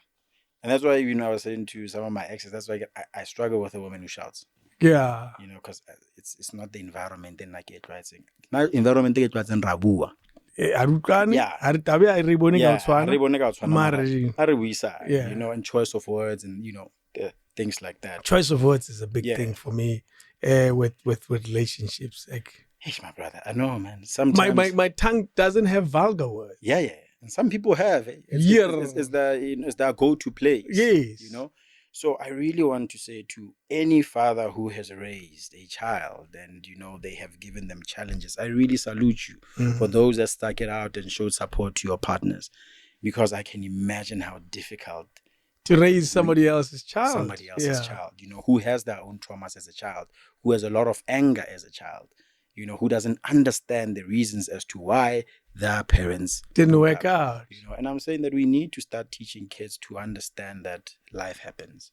And we're now moving into a time of blended families. It's becoming more and more natural. Yeah, it's becoming more and more natural. So we have to make this work. So I just want to say thank you to him. Jeez. For sticking it out, because I think 30 years later, still with my mom. They're still together? They're still together. Amazing, They're still together. Are they still working at us? They wake up in the morning to go work. But the greatest thing, was mom then, as, she took a break. She then took the biggest duty of raising the grandkids. There we go. That's a big, important task. And we've seen the contribution that my mom has done to all of us. Yeah. Because my mom got, man, there's so many of us that are her kids. Like I was saying, even those, all of them till today, they call my mom. Whoa. They're like her community. And that's the type of family that I come from. Jeez. And I had to understand that, my mother is a gift to many others, and I had to share her land. Yes. And accept that she's not only my mom, she's other people's mother as well. Yeah. Yes. So I wish that more parents could start to really recognize and learn from those types of parents who are able to come together with one common vision, right? To say, how do we raise leaders in this home? Sometimes leaders great, but just useful human beings. You know what I mean? Useful, productive, kind-hearted human beings. Kind-hearted. I think if we could win that war, because I think one of the things we've done, David, we failed our teachers by not supporting them. These are the individuals that our caretakers of our children. But the schools, as they dilapidate, the school teachers not getting the right support, not getting the right financial support. Guys, we should pay teachers. We should pay doctors. Like, I know this is always like applied, but I'm saying we must pay nurses. We must pay these people. Public servants must be paid because that they serve. Yeah. And we used to see that go Butazwan. So they were regarded highly. How the nurse or the teacher or the doctor, you were regarded highly. Yeah. And you were paid well. Police had homes. right? Decency. And I think to some extent, certain things were subsidized and subsidized very well. Yeah. So the things we're talking about is not things that have never happened They're before. not far-fetched. They're not far-fetched, you know? So I'm saying, let's take what worked and just, you know. Yeah. Do you have fond memories of Botswana? I know a rapper who always raps around how great those times were. Yeah. Mo Molemi. There's a song that is written that celebrates that time for what it was, obviously reflecting on his own experience. Yeah. What is your reflection of that time in that regard? I mean, Mafikeng, it's just so many things, right? Is that on a weekend, parents had activities to take their kids. Parents were going to watch tennis matches, soccer matches, baseball matches. Yeah, right. And it didn't matter how old. And Motlhabeng was like the rural side. You know, Unit 9 was what we call them the township. Unit 6, Rivera Park was the burbs. Yes. We had 2 golf courses. Yeah. I was introduced to golf, 1993. And Mafikeng is not very big. No, it was very small. But you know, you could see yourself going to school and not worrying about being robbed. No.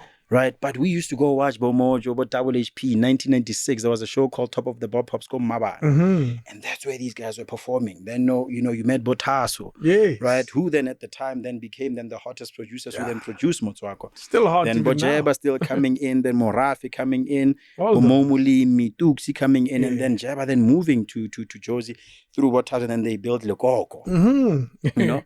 Because at the time, then Mafikeng was then going into a dilapidated state, where now we lack that leadership of promoting arts institutions and sports, and So again, it goes back to the songs that we remember. Oh, Mafikeng, That's why I ask about the celebration of that place and that time. Yeah. So there's a lot worth celebrating. There's a lot worth celebrating because introduction to swimming. We were Olympic-sized pools, and if you're a best performing student, whether from rural township, government will fund you.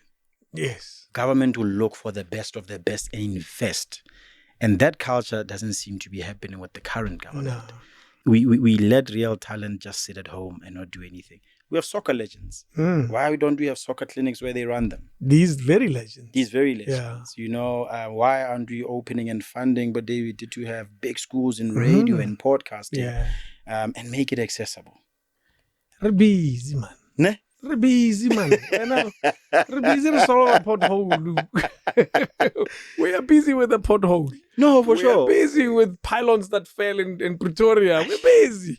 And those things we could have prevented, but it's fine. Yeah, we're busy. And you want us to focus on Twane because we so bad. That's what we're dealing with. Because there's a concept. Who wrote Malcolm Gladwell? Yeah. In one of his books, he speaks of a concept called capitalization. Yeah. He says that one of the tricks of a country that progresses and becomes great is when they identify the talented amongst them and gives them a winning chance. But there are those who have more than others who commit their lives to finding the bright kids and giving them a fair chance at life with one promise to come and empower everyone after that.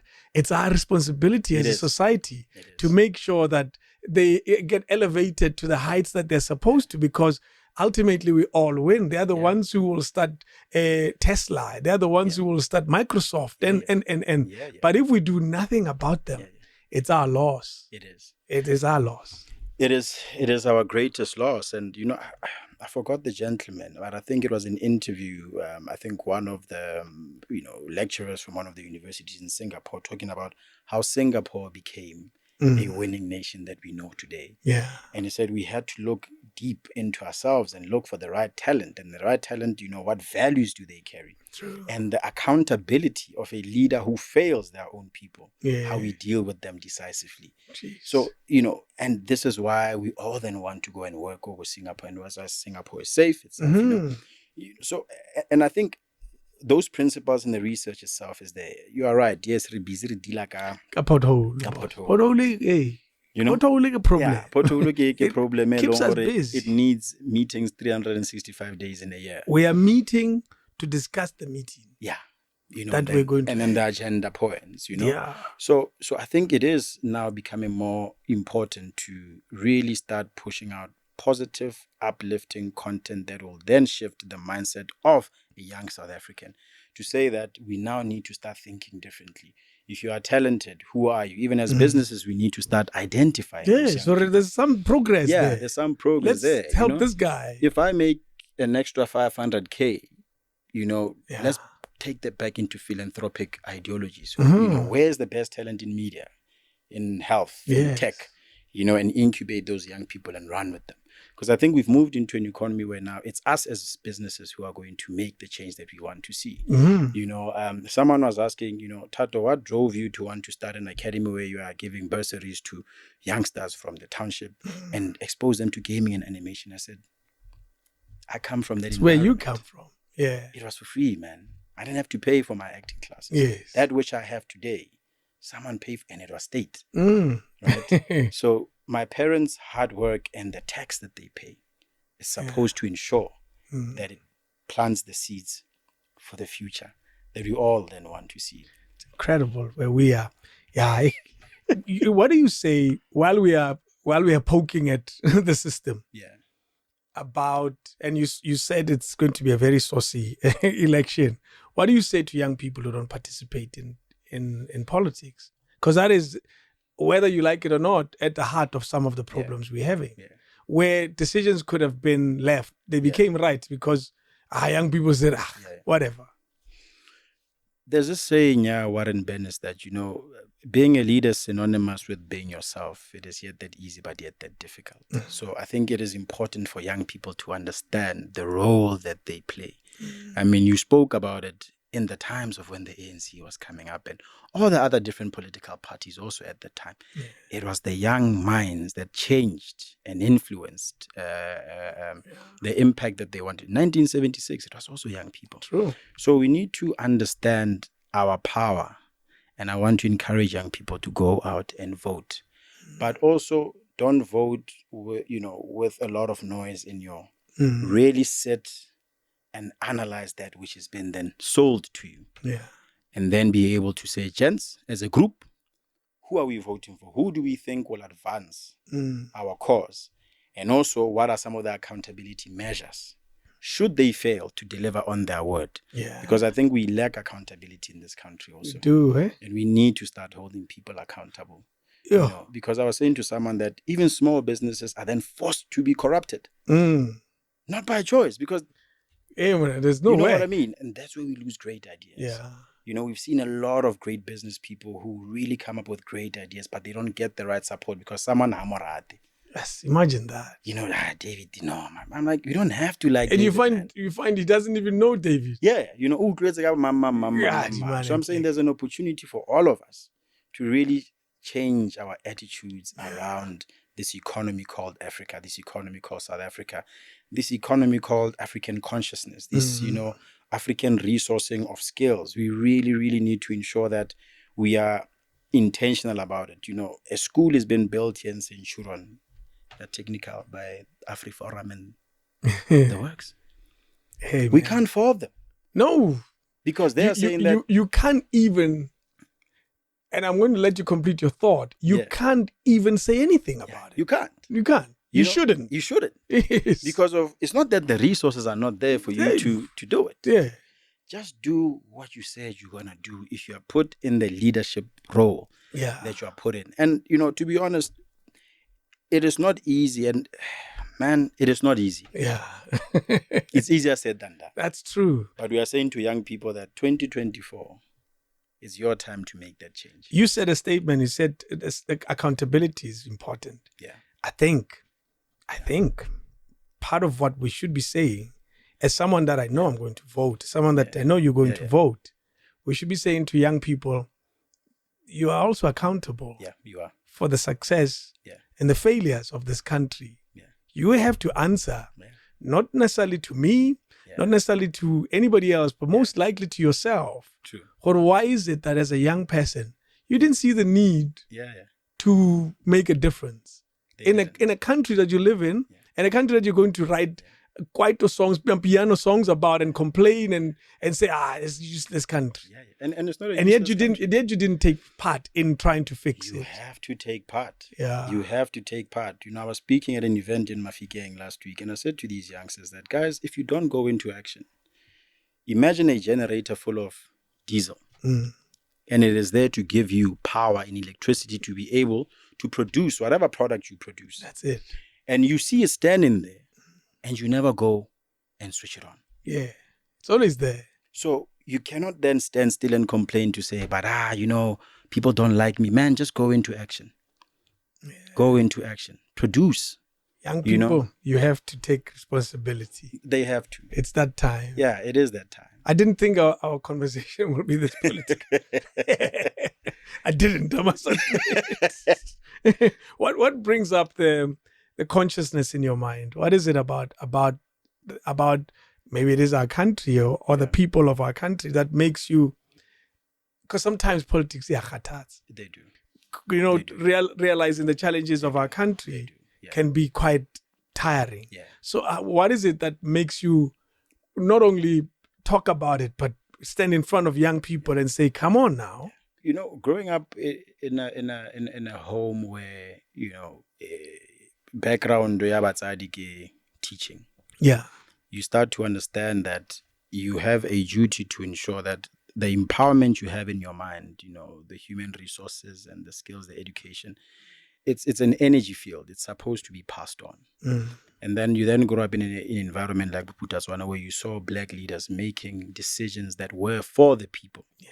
And then moving from that, and then you see a different side of black leadership that is coming in with a different ideology, right? But taking into account that it's also to a great extent, certain things were forced upon them. But I'm saying that we need a level of bravery. So if I didn't get an opportunity in 1996 to go into Northwest Arts Council, see a theater and perform and go to global stages, I then would have never appreciated the value of leaders who then will then take that which they have learned and put a program together that is about uplifting their own communities and ensuring that it's a sustainable economy. Yeah. So for me, I'm about sustainability because if I don't invest in young filmmakers, young gamers, animators, and storytellers, this industry itself will never grow because we'll have a skills deficit. So we have to continuously ensure that we are investing in the right skills and finding the right talent. Because even for us as an academy, we've achieved to see so much change in people's lives. Yes. 80% of our youngsters work. They've started their own businesses. Wow.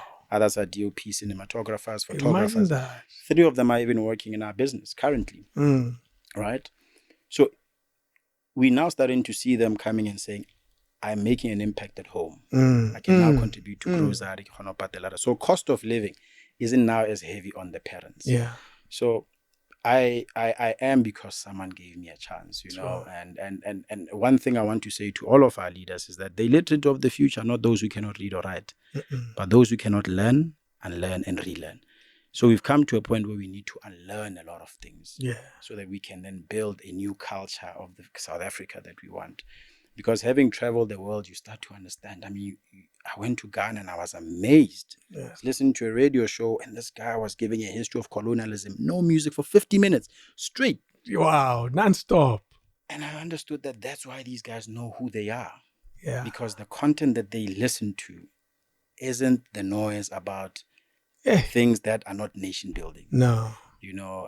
But I think more than anything, Pradeva, is that with the current state of the economy, if you are not involved in the politics of this country, we'll never see the change. That's true. It's not only for politics, not for politicians. It's not only for politicians, because we are putting people in power who are going to be responsible for 10 generations to come. Yeah. So, I want to agree with you to say, let's teach people to be responsible voters. So vote responsibly. Vote. Yeah, vote, vote responsibly. Yes. Don't vote just because of kiloja. Yes. Hoja utlaja for 2 days, 3 days after Moya Chai. But at some point in time, we are drowning in so much debt as a country that it concerns me. Yeah. We are borrowing money left, right, and center. and the people that are going to have to pay back that debt. Current debt is always future generations that'll pay for it. Yeah. So there's that shift and that culture that we need to do. But generally on a day-to-day, we talk about politics and saying content creators, filmmakers, marketers. Yeah. We now need to start having different conversations. That's true. It's no longer about color. No, not at all. I was listening to, was it Kiban Gayton? He was saying, I think to the Africans business community, saying you are making the biggest miscalculation of your life. And I'm saying it's not just the Africans community. It's the current leaders who have the power to direct power. Yes. The right to make change. Right, yes. And they're making the biggest miscalculation of their lives. Tell me about this initiative you have of empowering young people in the gaming and all of that. Tell me more about it. So Lima was established in 2018 in a township in Pretoria called Yesteres. Okay. And, we piloted this project where we wanted to empower, because access to education in the film sector is so highly expensive, 80, 90K a year. And that's not even, including your cameras. And I'll tell you the latest, you're 10,000 rands less than the right price. Yeah. In one of the schools very close to SABC charges 100,000 rands. Absolutely. So we had to look at that model and say how many young people want to play in this particular space, and what is that gap that is, making sure that they don't actually have an opportunity. And part of it was that we also wanted to create our own talent pool as our media company, Gateway. Okay. Yes. And we then said that let's start the school. We piloted with 35 young students from Pretoria. And then in 2019, we then piloted nationally with 92 young students with MICT and the Department of Communications. Then COVID hit. And then we then launched into gaming and animation, because we looked at what studies and research was saying is that the creative sector is going to create more employability than any other sector, including itself in IT. And gaming itself also speaks to your cybersecurity skills. And this is one sector that you can't automate as quickly as you think you can. It's going to take years before we can, reap the rewards of these efforts now. Efforts now. So we just wanted to ensure that we're playing our role as leaders in Motion Academy to ensure that, when businesses that are in media say we need Black talent, we ensure that, we polish them, that when they get into your space, they're at least 30% prepared for the industry, and then the rest. How has it been in terms of the uptake from young people? Is there a level of excitement? The response from young people, I think in totality since inception, from just a registration point of view in the past 5 years, has been over 6,000 young people that wanted to register. We've now created about 250 jobs in the space of 3 months. We've trained over 250 young people. That's crazy. Since Jan to now. We've graduated 12-month program, about 120 young people. We now have credited certificates. We then partner with a global institution to then give them a certificate that they can take anywhere in the world, because MICT seat is only recognized in South Africa. So those are some of the partnerships that one has had to go into. But outside of that, I was just also saying to young people, to say, I'm also going to school so that I don't preach what I don't practice. That's true. Right? I went into business not having done any business courses. I only finished metric. Yes. Even for me to qualify for a postgrad, I had to have run a business for 5 years. Yeah. And I had to say, I'm failing to expand and grow my business. I need more education. Yeah. And by the way, they rejected me the first year. And then I Which school? again. Henley, you said? Henley Business School. Yes. Right. And now I'm doing a finance course with UCT. And there's still many more other courses that I'm going to be doing. But the school itself, we performing quite well. And part of what we are doing this year is to build the first of its kind, where you have marketing, where you have film, where you have virtual reality and gaming all in one space. And we should be launching that in July. What drives this ambition for you? What as some would say, what is the why of this entire big? It seems like it's a chapter in your life. If you were to write about your life story, it would certainly be a chapter all on its own. But what drives it? What's the why of it? I think the why again goes to the conversations I once had with my parents, right, about why this particular sector. is that I realized that when I went into generations, so many young people looked up to me. So many young people aspired to be a Nicholas. Yes. Right? But they didn't understand what it takes to be. Yeah. And the character that you need to have in order for you to become great in whatever space you go into requires discipline. So we needed to build a community of young entrepreneurs because we need to build skilled business people in our sector. Part of the biggest challenges I know is people always cry actors, musicians dying poor. Yeah. It is because they don't have the skills. Listening is a skill. It needs to be taught. That's true. Finance is a skill. It needs to be taught. So we needed to build a community that encompasses and embodies all of these skills into one. I mean, we have a learner management system that these kids, as much as they're doing their practical work and theoretical work, they still learn business. And sometimes it gives them so much pressure. They want to quit. Really? Yeah. It gets really bad. It does, because it's a lot of work. Yeah. I mean, because we only have 12 months with these kids. We can't push 3 years. A lot that's been crammed into 12 months. Yeah. But the why is my love for my country. I love this country. I don't want to have to move to Hollywood. I can go do work, but I want to come back home. Yeah. But I want to ensure that in my tenure and my time and with the gifts and the blessings that have been given to me, I want to use my fame to make an impact in people's lives. That's true. Yeah. How did you end up on Generation? So on Generations, I remember it was 2010. Yeah. I just come back from London. I'd gotten a bursary to go to the Royal Shakespeare Company. Okay. And once again, had those free classes not happened, Liverpool, Aubrey, where they taught us about Shakespeare, I wouldn't have qualified to audition because you needed to have done a Shakespearean play. Wait. Which one did you do? Before, which play did you Midsummer Night's Dream, Hamlet. Not even one. No, I think I did about like 5 Shakespearean plays. Okay. At the time. And professionally, for a paying audience at the Pretoria State Theatre and the Northwest Arts Council and perform at Grahamstown Arts Festival. And to carry that particular language. And then I come back 2010, just as the World Cup was happening, I was flying out to go to school. Yes. Right. And where in London? In London. Yes. The first time I'd ever seen that airport empty, flying out. Everyone was coming in. Everyone was coming in. Also, the other side was empty. Yeah, the other side was, yeah, So, get into that, come back. As I come back, Brenda Fassie, the musical happened, then Intersections happened. Oh, yeah, of course. And as I got Intersections, big show. Yeah, there was a big show. Yeah. And then that's when I auditioned for it. And then there was just the hype of, he's coming up. But I was just hungry. For work, eh? I said, there's nothing that I am auditioning for this year that I'm not getting because I'd gotten so many no's. Oh, in the past. Since 2003 to 2010, I'd gotten so many no's. Let's talk about the no's and the life you lived when you were getting the no's. So at the time, where were you staying? I was crashing at friends' places. Okay. I remember 2005, that's the time when, I think the family said, okay, cool, let's take you to film school. And it was only for 1 year. Right. And then after that, I kept saying, I want to go back to theater. Because what theater does is that it teaches you a lot about yourself. Your qualities, your leadership qualities, your grit and your wit to a great extent. But at that time, I remember, when was this? 2003, working as a waiter, go Bedford View, Ciao Baby Cucina. Okay. It was an Italian restaurant because I wasn't getting auditions. Jeez. And it forced me to go into the waitering business. And I went into, but I was unhappy. Me and my manager fought so much. And he said, I'm going to make sure you get fired. I said, fine. Left. Went back home to Mafikeng. 2004, got a play called Where the Sun Rises, directed by Poriso Mokwera. Okay.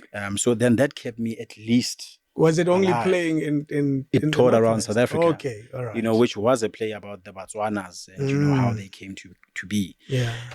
Did that 2005, then did film. And then 2006, it was a tough one because I was going in and out. And remember, I was living in Mafikeng then at the time. And if there was an audition, I had to get money, travel, do audition, 2-3 days, then come back. Yes. Until days that I would just end up just staying. You say you're crashing at friends' places. I was crashing at friends' places. Yeah. I didn't have my own place.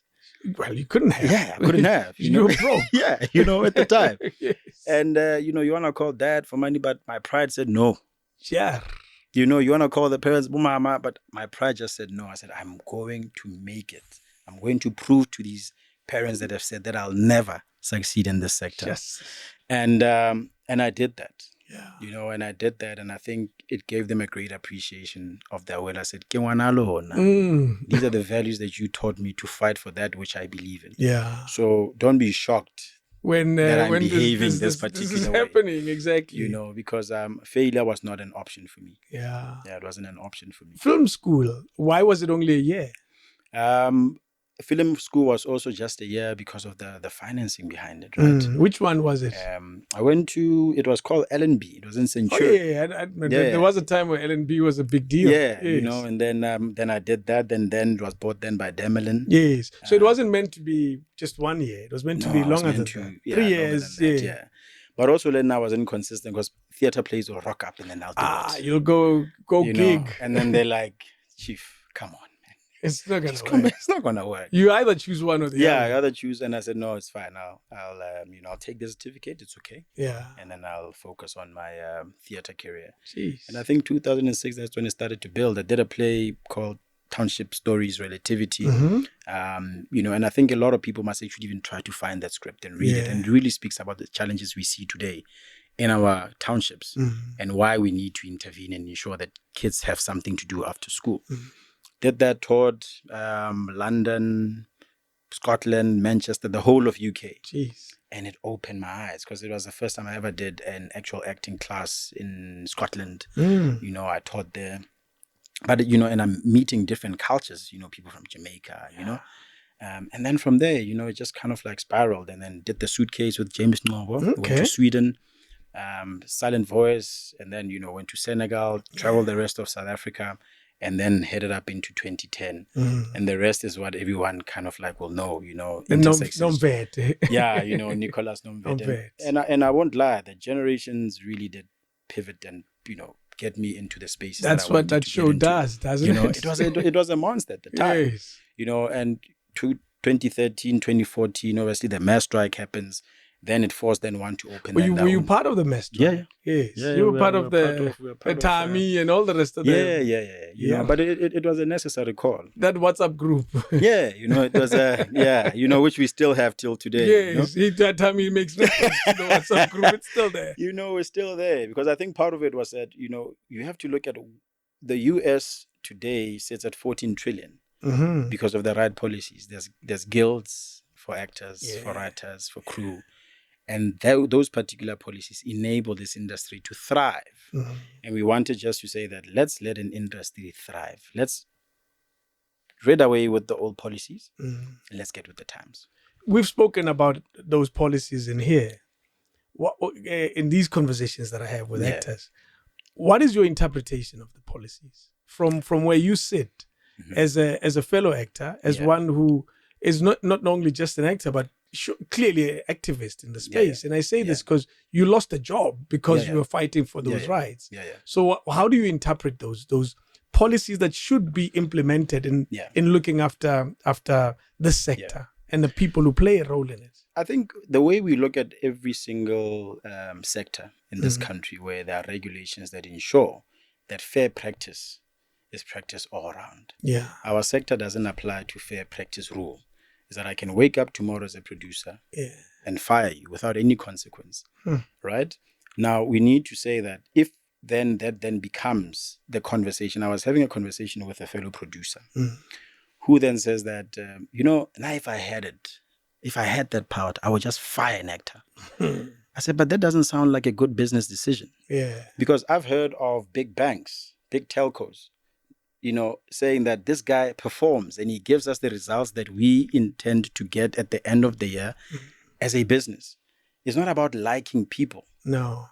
It's about saying we're building a product, and every product needs the best players. It needs the best talent. That's true. Talent doesn't come cheap. I'm a Sundowns fan. I know exactly what you're talking about. You know what I mean? You know, so once you start to pay your players, they will perform.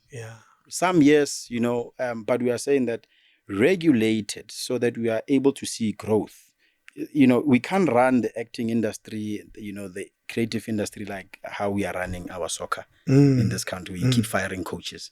That's why Bafana is probably not at the level that it should. It's not that we don't have the talent in the country. It's not that we don't have the talent. So I think, you know, at high level, that's really the thinking, is to say think about sustainability, think about how you build, think about it as a business plan, go and find the right talent, plug them in. And pay them well. Because advertisers, when your show performs well, when you have the numbers, they'll give you the money. They will. And we know that the show itself at the time, was generating a lot of money. Excuse the pun, right?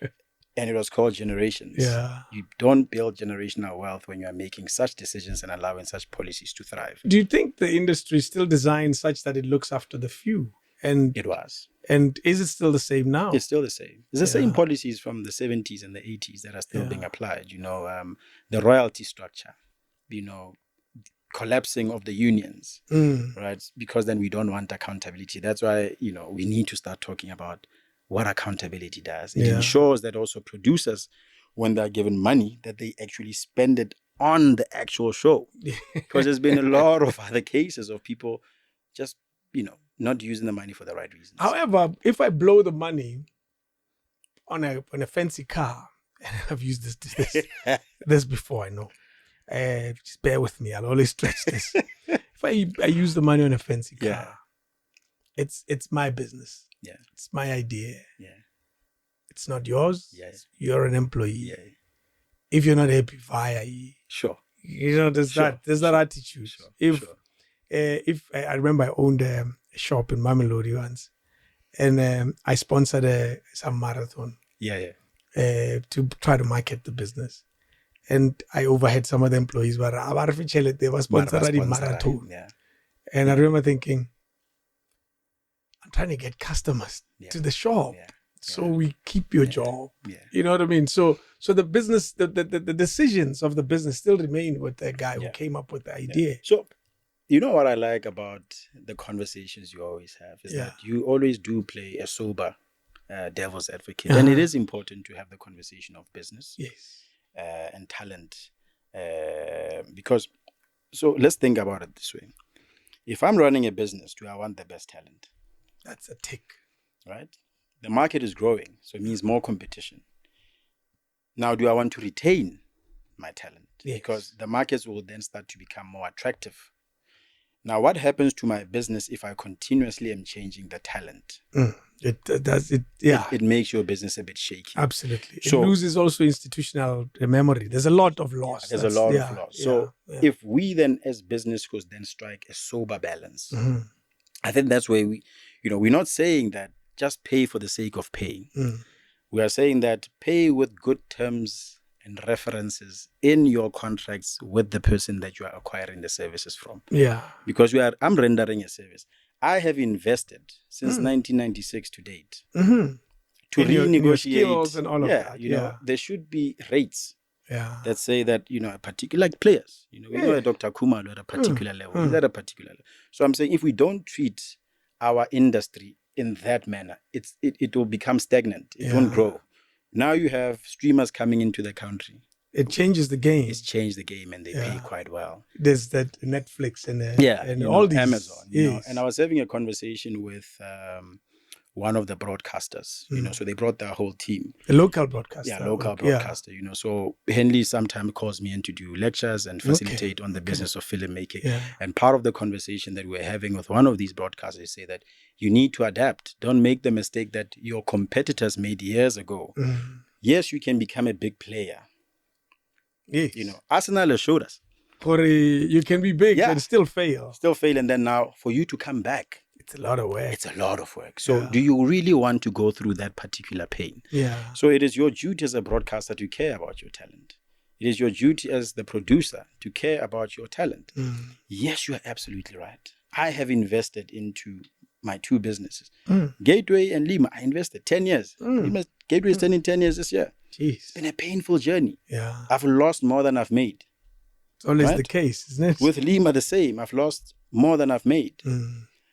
But I then needed to understand. I needed to find the right team. Yeah. And with this team, I'm going to then be a sustainable business.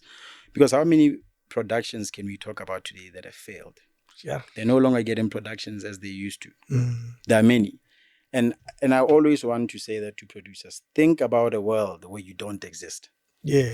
Where you are a previously important person. Or nobody calls you. Yeah, nobody calls you.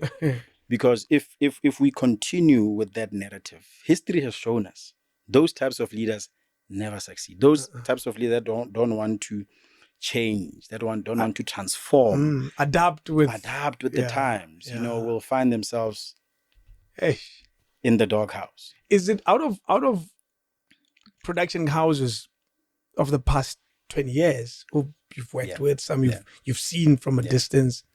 Let's say there were 100. Yeah. Use 100 as and it's easy to put percentages to it. Yeah. How many do you think are still left now? So interestingly, the big three who've been around for years. Give me the names. Quizzical. Okay. Penguin. Okay. Bomb. Yeah. Bomb's still in the picture. They have staying power. And we have a lot of other black production companies that had an opportunity to come into the space and do well. Yeah. Give us the colors of these when we're talking black. Of the three that you mentioned. No, none of them are black owned. I thought Bomb had a black face. I mean, yes, that's what I mean. Yeah, yes. But I'm saying solely 100%. Thato. Okay. Right. It's a few. Yeah. And a lot of them are struggling, and we're struggling to find that sustainability. So I'm saying it's forcing us to have different conversations about running a business. And again, when a Thato starts a production company, and this is my first big gig, I cannot compare myself to a Bomb. No. Again, it goes back to that thing, the concept of patience. Showreel and showreel. Yeah. I'm watching your showreel, and I want your showreel to be my reality. And sometimes maybe I've been so hungry for so long that when this opportunity arrives on my table, the first thing I'm thinking, I need to get myself a cause. What if this job never comes? And that again to me speaks about character. If you don't have faith in yourself as an entrepreneur, don't get into business. Yeah. Because if you think this is going to be your last gig, it means that you don't trust. You don't trust your creativity. You don't trust in your ability to recreate more opportunities. Yeah. And I think that's the struggle with some of us, right? And I think it is an important time for us to shift that mindset, to understand the principles of finance. And not saying that even myself, I've gotten it wrong so many times. At the time, I've also created enemies. What are some of the most common wrongs that you've seen in the people who start production houses? Financial management, brother. Yeah. Financial management. The first thing we want to do is to buy that fancy car. We want to buy that fancy house. Give us a break. You know what I mean? I grew up in a farmhouse. No, for sure. Thato, come on. No, for sure. You're right. Give me a break, we could give you a break, man. I got 3 million. I got 3 million when I ran the maths. 10% of that is yours. No, 10, get 300,000. Million. No, for sure. For sure. If I pay you 1,500 instead of 4,000, I will achieve the million. And a million will go parallel. Now, let's imagine that Sony did the same to their products. They cut costs. Let's imagine Huawei cut costs. Let's imagine MTNs and telecoms, if they cut budgets, they wouldn't have then been able to build the brands, because we must sometimes understand we are the first generations to do what it is that we're doing. Yeah. I once got the opportunity to interview the 7th generation of Hennessy, and I was doing a show, I was presenting, and then they flew me to Cognac, and I had met him when he was here. We spoke about farming, because he's a farmer himself. And then Hennessy, I think, was turning 250 years. Jeez. So, the brand manager wanted to do, beautiful activation. And I'm sitting at the Hennessy house in Cognac. Right? Beautiful, beautiful, beautiful house. This is like proper experience. It's like a White House. If that didn't make you drink that stuff, you probably never will. No, for sure, because you then go into the process of how it's made, the process that goes into it, and just even the taste makers, it takes them 10 years before we can call you an experienced, a mix master. Yes. 10 years. And they tell you, Mona, you cannot cheat it. It has to be 10. It's like, no, 5 years. They say, no, 10 years. And we will appreciate why. If you crack the code in 1 year, you still have 9 more years. You still have 9 more years to go to perfect this thing. And you go into the journey of how, the wooden casks are created and they're made, right? And then how it's such a family business. And then you get to meet the taste masters of the different spirits and how they make, different VSOPs and so forth. Crazy. And after I understood the story, then I got to sit with the man. And we're sitting in this beautiful built library in their home. You must have felt special. Oh, man, I did. But I felt very fortunate to sit with someone whose family has built this business that has run for over 250 years. And he tells this story about his grandfather who used to sell cognac, kakrivai, right?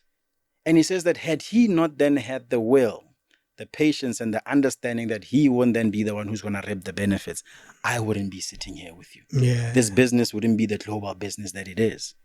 There's a lot to be said about the guy who makes their sacrifice, right from the beginning. There's a lot to be said about the Mandela in his generation, the Lutuli in their generation. Yeah. There's a lot. That's why they'll be celebrated forever. Even if now some people will be unhappy with some of the decisions they made. It's like, but you know what I mean? Somebody had to do it. Somebody had to do it, And truly for me, I'm saying that we should celebrate Bo David Mashabe. Yeah. Right. You should get your hero status while you're still alive. That's true. To many young... I don't think I deserve it, but don't worry. I'll take it. Yeah, and I think you should. I'll take it and walk away and not put it up. But it's our responsibility to tell your story. Yeah. Right? Because your story has a beginning, it has a middle, and it still carries on. That's true. Right? So if we can ensure that we then, and really that's the purpose for us as Lima, is to ensure that we archive the good stories. Yeah.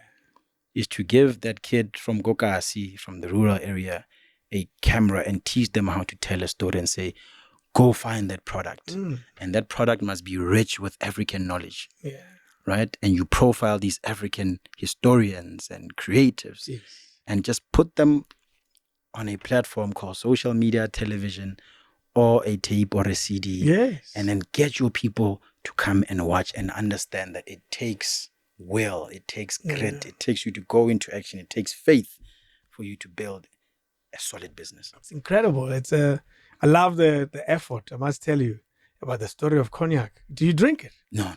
So I stopped drinking. Were you tempted at the time? No, at the time you enjoyed it? Yeah, I did. I mean, it's not that, I've drank, but it's just understanding also the impact that alcohol has on your body and your spirit. Yeah. You got to that point where it's you get tired, man. You get tired and you're just like, it slows you down. But it also it chows your money. Oh yeah, it's an expensive habit. It's a very expensive habit. People always ask me, why don't I drink? I always give the same answers. I can't afford the stuff. Yeah. I was talking to one producer who was telling me a story of when they were shooting a film in KZN. Yeah.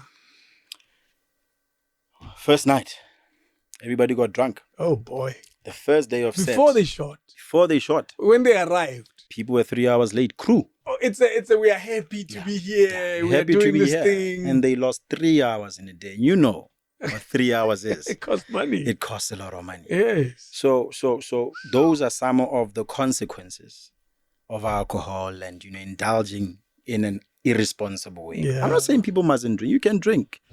But just ensure that which you committed to, do it. Because I think that's what Hennessy was saying. They are in this to make it. Yeah, they're in this to make it. But, and one of his biggest concerns, I remember at the time, he's saying, hey, man, I look at my kids who have no interest in this business. Wait. Because at the time, I think that's when it was his tenure, and then the family business now going to be in the hands of someone else. And he was thinking... Because his kids don't want to. He's like, they don't want to get into farming. They don't want to wake up. It's not their thing. And that's the other thing about generational wealth, right? So if we are not conscious as entrepreneurs who want to become sustainable business in the creative sector, we have to start asking ourselves the real important questions. Yeah. What type of business are you trying to build? Right? You spend 20 years working towards this thing.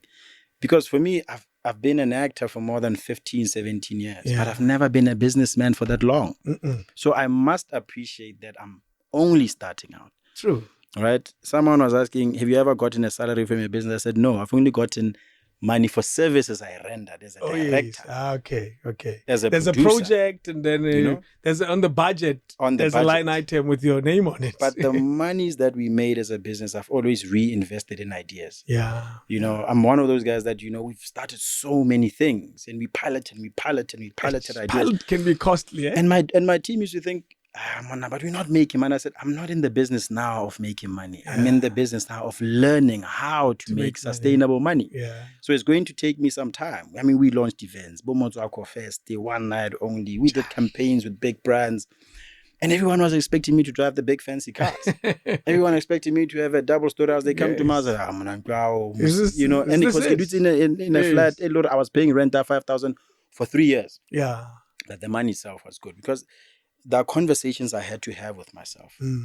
Yes, I might earn 60,000, but my debts must not be anything more than 15K. That's what it is. You know? Gateway, what break down the jobs you do. So Gateway 360 media services, Okay. You know, from production, marketing, but our strongest core is production. Okay. Right, it's production. Interesting. I'm pivoting to that direction. Yeah, and it's a great space. For us, it started with marketing and media. Yeah. But more and more, I like cameras. I'm excited that, you know, more and more companies are starting to play in this space because we also need passionate people, you know, in this space. That's true. Who will then take these cameras and, you know, because then that creativity, marketing, this is what I use also myself. I'm you know, I love marketing. Yes. You know, that's what I ended up going to study. Yeah. Because of Generations Ignited. That really? Yeah, it did, you know, because it forced me to read and I love to read. Yeah. You know, I sometimes bore my friends, you know, I sit 3 o'clock in the morning, I send them articles of what I'm reading, you know. And that's why, and I think that's why it's important for people to keep the right company. Company that will understand and embody and embrace knowledge. Yes. Because of then you then don't become stagnant. So to young people, man, it's another thing. You know, there's so many things for you to consider. But that's what we do as a media company. And you know, whether web series, whether you want productions, that's what we do. You know, we just worked on our fourth film. Yes, wow. Right, which is an indie film that we're doing with the Northwest Province, Mabana, which is where I trained. There you go. So it's gone 360. You know, called Letsopa. We've shot the pilot, so now we're in the fundraising period to make it into a feature, and it must be all talent from the Northwest. We'll be training talent also from there. That's why also Lima, we do training there in the Northwest. Wow. Because we really just want to ensure that the spaces exist everywhere in this country. Yeah. You know, let the Northwest people be trained, same as what KZN has been able to achieve. Eastern Cape is slowly moving there. Have you noticed that's what KZN has achieved? I mean, it's pretty obvious to everyone. In less than 10 years, my brother. Yeah. 5 telenovelas are shooting there. Imagine that. You know, so you can imagine the economic spin-offs. Yeah. And I was saying to someone, go and research the economic spin-offs of just those 5 productions in that economy. And then you'll understand why we say invest. That's a PhD thesis right there. You know, there's a guy of ours, I think he used to be the head of SABC 1. Yeah, he just done a PhD. Who's that? Phumzile Zonke. You know, Yes. and I, you know, we are having conversation, and I said, man, I'm so glad that also a lot of us as creatives, we're going into the space of education, right? Even for me now, serving on the board of the Gauteng Film Commission, I'm learning so much. Yeah. I'm learning so much, and I'm realizing that it's time that we as the creative sector start to take ourselves serious. You know, sit on these boards, you know, and get to understand these decisions that are made on your behalf, and stop complaining. Yes, and be a part of the decisions. A part, you know. And I think I was watching the conversation you were having the time. It's important. Guys. Yeah, you can't keep complaining and saying, "But why are the broadcasters not making this?" You have to make that change. But now you must be seen to be taking yourself serious before you can want others to take you serious. What are the ambitions of Gauteng in film? So, I mean, for us, you know, as Gauteng, you know, because we've been number 1 in the film space. Almost naturally. Because of the size of the economy and so forth. Yeah. But, you know, at the time, you're starting to realize that, you know, Cape Town, Durban, Eastern Cape, they've got beaches. So the thing for us is that how do we remain the best location for people to shoot? We've got beautiful skyscrapers. Yes. Right. We've got beautiful locations. We've got beautiful culture here in Gauteng. So part of our tenure as the board is to ensure, you know, that we are finding the right talent, you know, raising more capital to be able to inject into the space and into the sector. It itself is not an easy task. And now that I'm in it, I now you get to see the challenges. What are some of the most basic challenges that you're finding? I think again, it's the funding policies. Okay. You know, the creative sector is treated the same as as mining. And I said, you can't do it as like tendering. If David comes up with an idea, to shoot a particular film. You can't run it to 10 and then give it to Thato. You can't say stop. Hey, this is a good idea, comrades. Yes. Let's open up a tender. Yeah, you can't. So everyone to compete. You can't. For David's idea. You can't. And then Thato wins it. And then Thato wins it. And then the story then doesn't then become as globally competitive as Thato or David had intended it to be. So I think there's also an opportunity to teach and educate our audience about the space. I also understand some of them really don't know how it operates, how it runs. And they have political positions. So I think the creative sector now more than ever, the Department of Arts and Culture, Department of Communications, the Department of Economic Development, Department of Social Development, all need to come together and now start thinking, here's a sector, the DTI, here's a sector. Yeah. And we've been sleeping on it because I was saying, you speak about, the black industrialist sector. This for us is our manufacturing plant, guys. That's it, yeah. And I want you to pay attention to this itself as a resource, right? And our product is distributed through streaming platforms. Yeah. The same as you would have a truck. We've got our own trucks. True. They're just digital. That's what it is. And then the consumer is our audience. We produce, we put in trucks, and the audience goes to check us and buys it. It's the same. Yes. So this is our manufacturing plant. And, you bring different products, different genres. So maybe we need to start contextualizing, that every single industry itself manufactures some form of product for a particular consumer. It's an interesting space because, talking about the economic viability of the industry. Yeah. I wonder if there's enough support, and you're closer to seeing whether there's enough support or not. I have a good feeling about it. Am I misguided in thinking that things will work out, man? They're bound to work out. Things will work out. What gives you that impression? With the streamers coming into Africa, in business that no one would invest in an economy that they don't believe has potential. That's true. So they definitely know that there are mineable ideas, there are mineable products. So they're saying that we will then pump in and inject more capital because yes, only 3 broadcasters, it's limited. They can only do so much. So we need more players in the market. Yeah. I mean, some of the stats out on Netflix, I think is sitting at 900 and something, subscribers. Showmax is sitting at 634,000. Now we have SABC Plus. Yeah. So the game is starting to change, and it's an exciting time because tell your story. And I was saying to other film producers to say, stop wanting to become like in America. We're not. We don't have the budgets. Those guys can blow $1 billion in one show. Yes. Right? In one scene. Imagine that. So the way that Nigeria has been able to succeed and become a powerhouse that they are, they just told their stories. They didn't become cheap or bad audio sometimes. Correct. But they then expanded and learned and grew. We used to have that it performed so well. It did.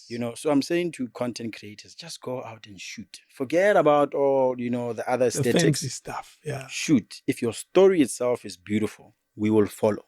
Yeah. We will follow. I always say consumers and those who absorb and observe this content, they like a good story. They don't even care about how fancy the studio is. I used to watch Mr. Ibu and I would sit there for 3 hours. But just the comedic time and just the culture of Nigeria and how they've influenced even how we dress. Yes, absolutely. We are like tourists in Africa. We behave like that. And I'm like, if you have a dream to tell a story, just pick up the camera. Yeah. Go out there and shoot. And that's what we teach even with our academy. Do you want to know something? I tell him that all the time. Yeah? I tell him that same exact statement he just said. I said, shoot. Because I don't know why we wait. Yeah, shoot it. Just shoot. You have an idea? Yeah, just shoot it. Once you get to post, you realize I've shot so many things. And that's why post is there. Then it helps you to put it together. And then you can then be the storyline behind it. That's it. Tell us your journey. Yeah. I got the opportunity to travel in Africa. I was doing a show called African Conversations with Thato Molamu. Yeah. And I just took a camera and I took a fellow cameraman. I said, let's go. Yeah.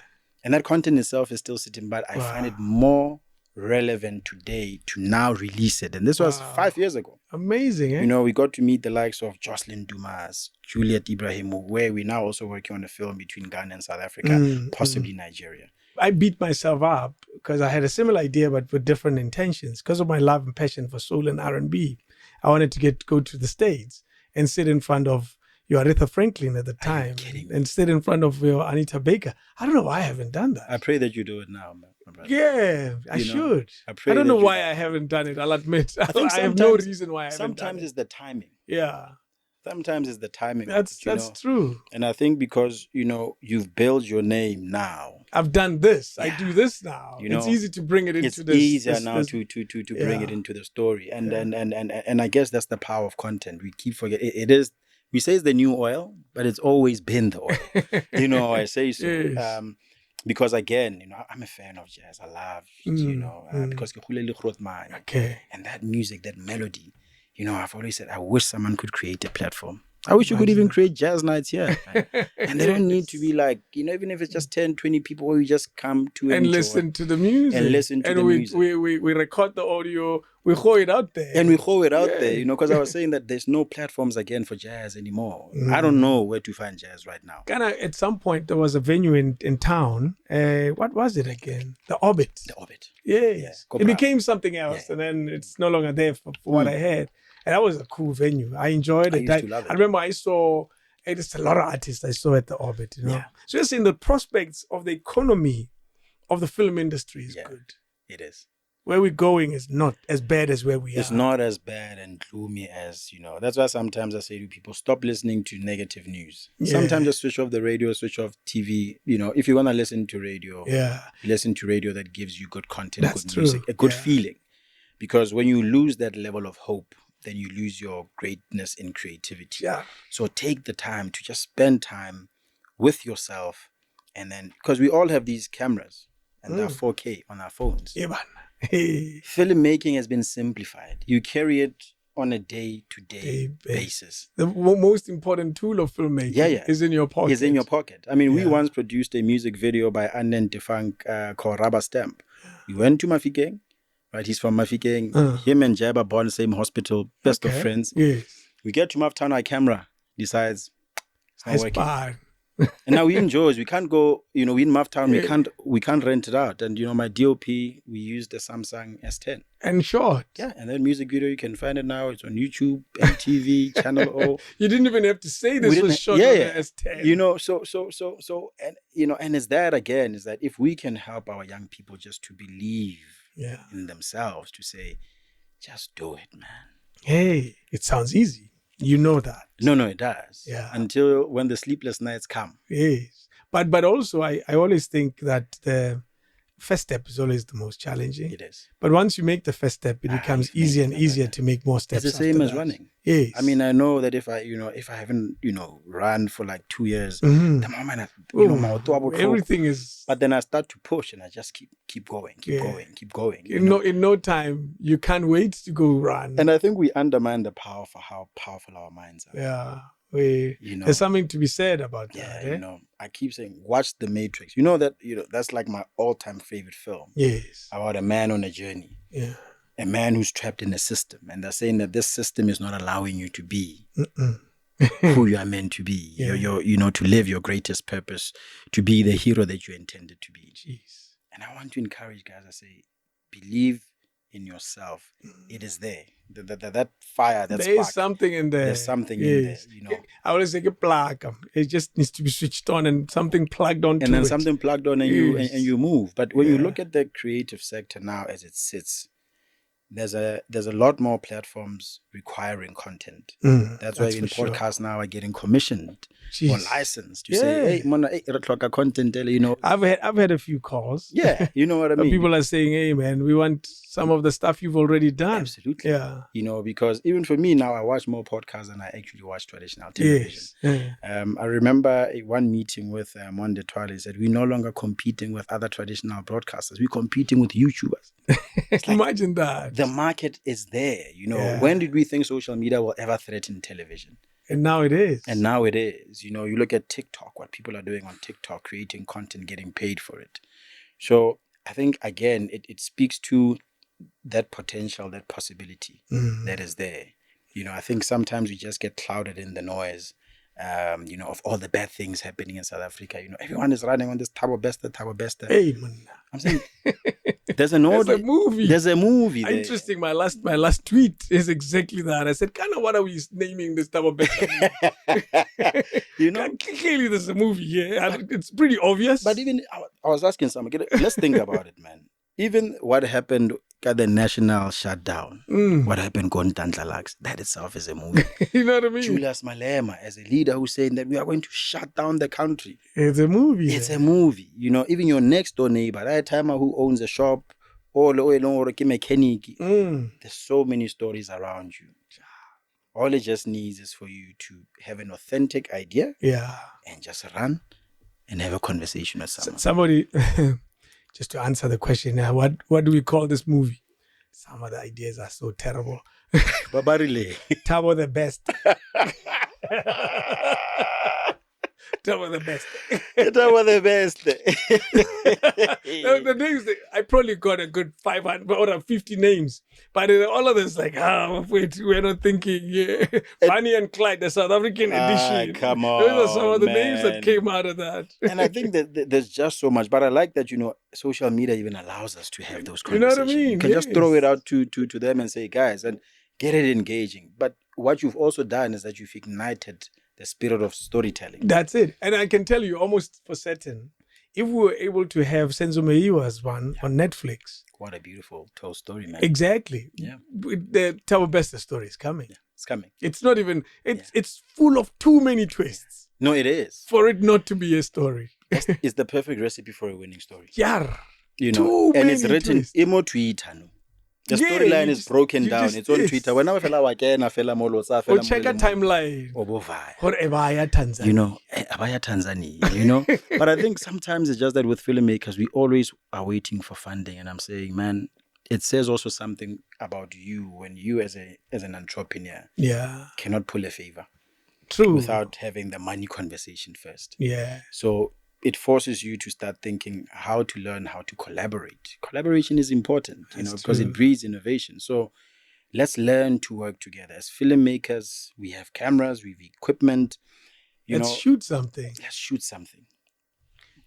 Should I ever do Thabo the best? I'll call you. You'll play Thabo the best. Do you have the complexion?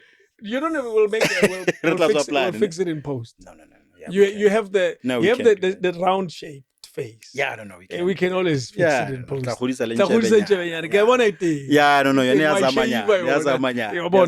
we can always work out a plan. It's not a big deal. What are you working on now that preoccupies your time? So what preoccupies my time is Lima. And Gateway. So we're now merging them into the two companies. Okay. So it will be the Lim Group. Yes. And where we now will be creating, films that students themselves will be producing from our school so that we increase market access. And then our 12-month program should be starting, and then we'll be introducing virtual reality gaming and animation. Wow. And esports. It's a growing sector. And esports. It's a growing space. So particularly in South Africa. It's big everywhere else. Yeah. And we've forgotten that esports used to be kokasi. Yes. It was a thing. Pac-Man, Street Fighter, all of those things. That are like the 50 Cent. So it's just that, it's gone online now. More PlayStation, more Xbox. Yes. So those are some of the skills development initiatives. So for me, really, skills development is really my biggest passion. Yeah. And I always, reach out to broader production companies and business individuals to say, when you're looking for talent, come to us. If you're looking for someone who can build games for you, we have them. If you're looking for animators, who are young and you want to give them an opportunity to learn, we've got those skills. Yeah. Virtual reality, if you're looking for training, concepts that you need to create using gamification and virtual reality. We have young people that are creating all of that, film producers, film directors, cinematographers. Jeez. Because it's the whole thing. You compete a little after. It's a big thing. I mean, and I was saying to Zama that, it's interesting because we're not competing with them because you must have 400 or 500K to get it. And for us, we're saying that all you just need to have is the right will, the right mindset, and the creativity and the innovation, and you can be part of our community. We will find and fight to get the resources to ensure that when you get into the industry, you are as competitive as a kid from any other private institution in South Africa. You said it has a specific place where they go to study. Yeah. Where is it now? We're based in Rosebank Okay. Through the partnership we had, but now we are now expanding to get our own building. Okay. Because we wanted to ensure that now it runs more consistently. Yeah. Because the COVID impact really, we moved from a team of 14 to a team of 3. Now we are back again to a team of 15. Yes. To ensure that, we're facilitating great work. Even now, even the Mafikeng shoot, it was some of our students and our alumni. Yes. So this year we're celebrating 5 years. We're shooting the documentary Alima, shot by our students who will be telling their story. Wow. Of their journey, starting in 2018 to where they are today. Because, at the end of it, it is these young people that have become the great talents that they are. Mm-hmm. And I said, we want to celebrate you guys for making it to where you are, because some of them are working on Showmax Productions. Imagine that, eh? And they started through your channel. Yeah, they started through the channel. Through these, wow, man. And the different broadcasters, they've worked across, and to see them win. Yeah. For us as Lima, that's the prize. That's really the gift you won. And because then it speaks then to that sustainability, that the skills deficit. Because we have a skill shortage of DOPs. We are all scrabbling for writers. Yeah. So one of the biggest programs we're also relaunching is the writing program. We've got some international and local writers who are going to be teaching these kids on how to write scripts. Yeah. Because we all are looking for great storytellers. That's it. And they're not there, my brother. I didn't know there were scarce. No, they're scarce. Yes. Like if you're looking for like the greatest writers, probably it's like about 10. Jeez. In this and country. They're busy. And all of them are busy. Yes. And the moment I start to have a conversation about, hey man, I'm trying to, and not saying that we don't have skilled writers. There's plenty skilled writers in this country. A lot of them are not getting the opportunity. So we also need to start creating a platform, a community, right, to ensure that on a day-to-day we are workshopping ideas and getting into creative rooms. That's and these, they're giving us products that we can go and pitch, to all these different broadcasters, across the world, yes, across the world, because the world has opened up for us. It has, and it appreciates what we have to offer. It does, but it can only wait for so long. No, if absolutely. We have nothing, we are giving. Yeah. We surely can pitch a Netflix, and surely can pitch a show on Amazon Prime and all these platforms. We can. The question is, are we bringing enough to the table? Are we saying here's 100 stories? So they're saying that we're not. Yeah. But also we must understand that these are global streamers. They operate very differently from South African broadcasting. Yeah.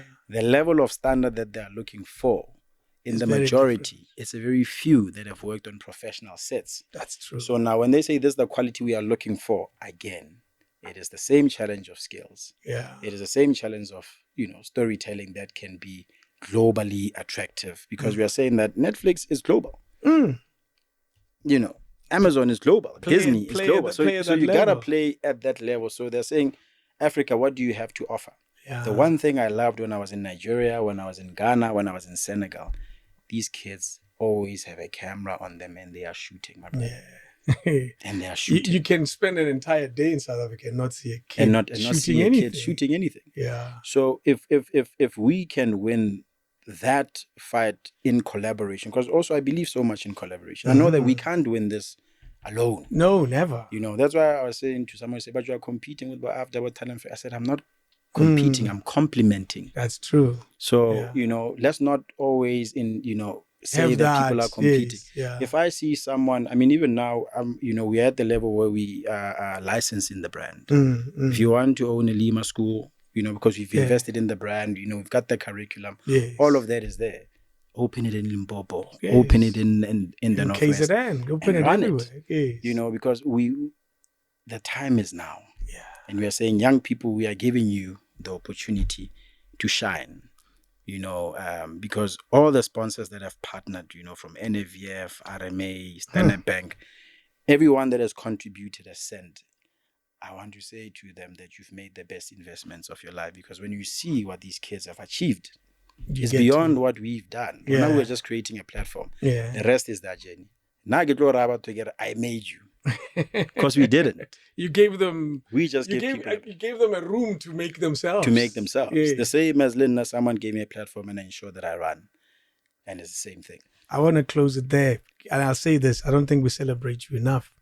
But I realize that the true celebration of Thato Molamu is not today. is in the future. Ghana, last time you were digging a hole.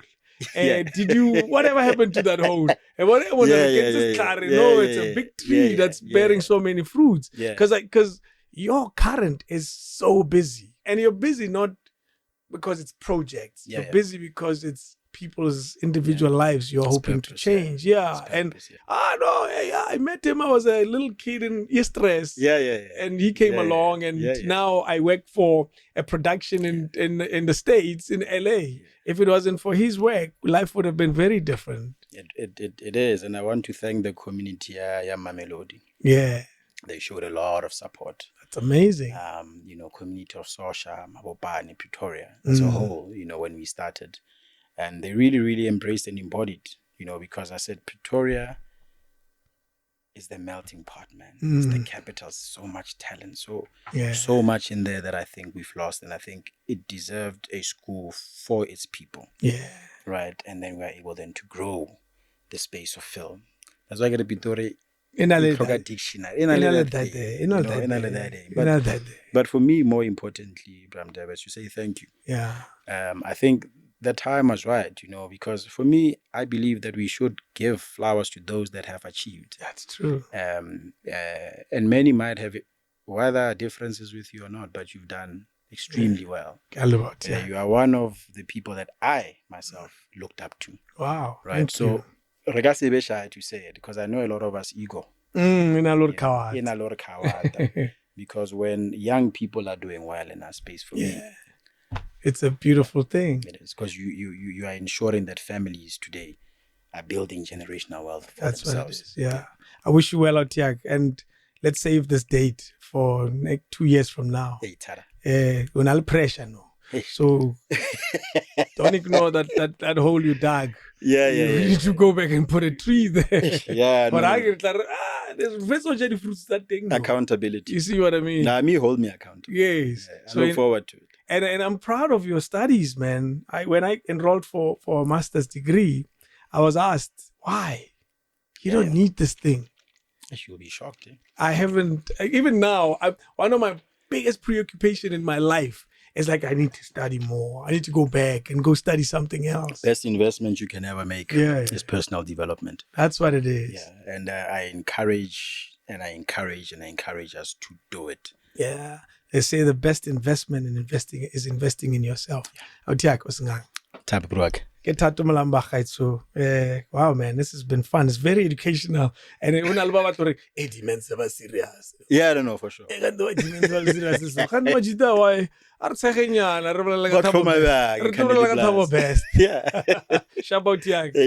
King David Studio Podcast.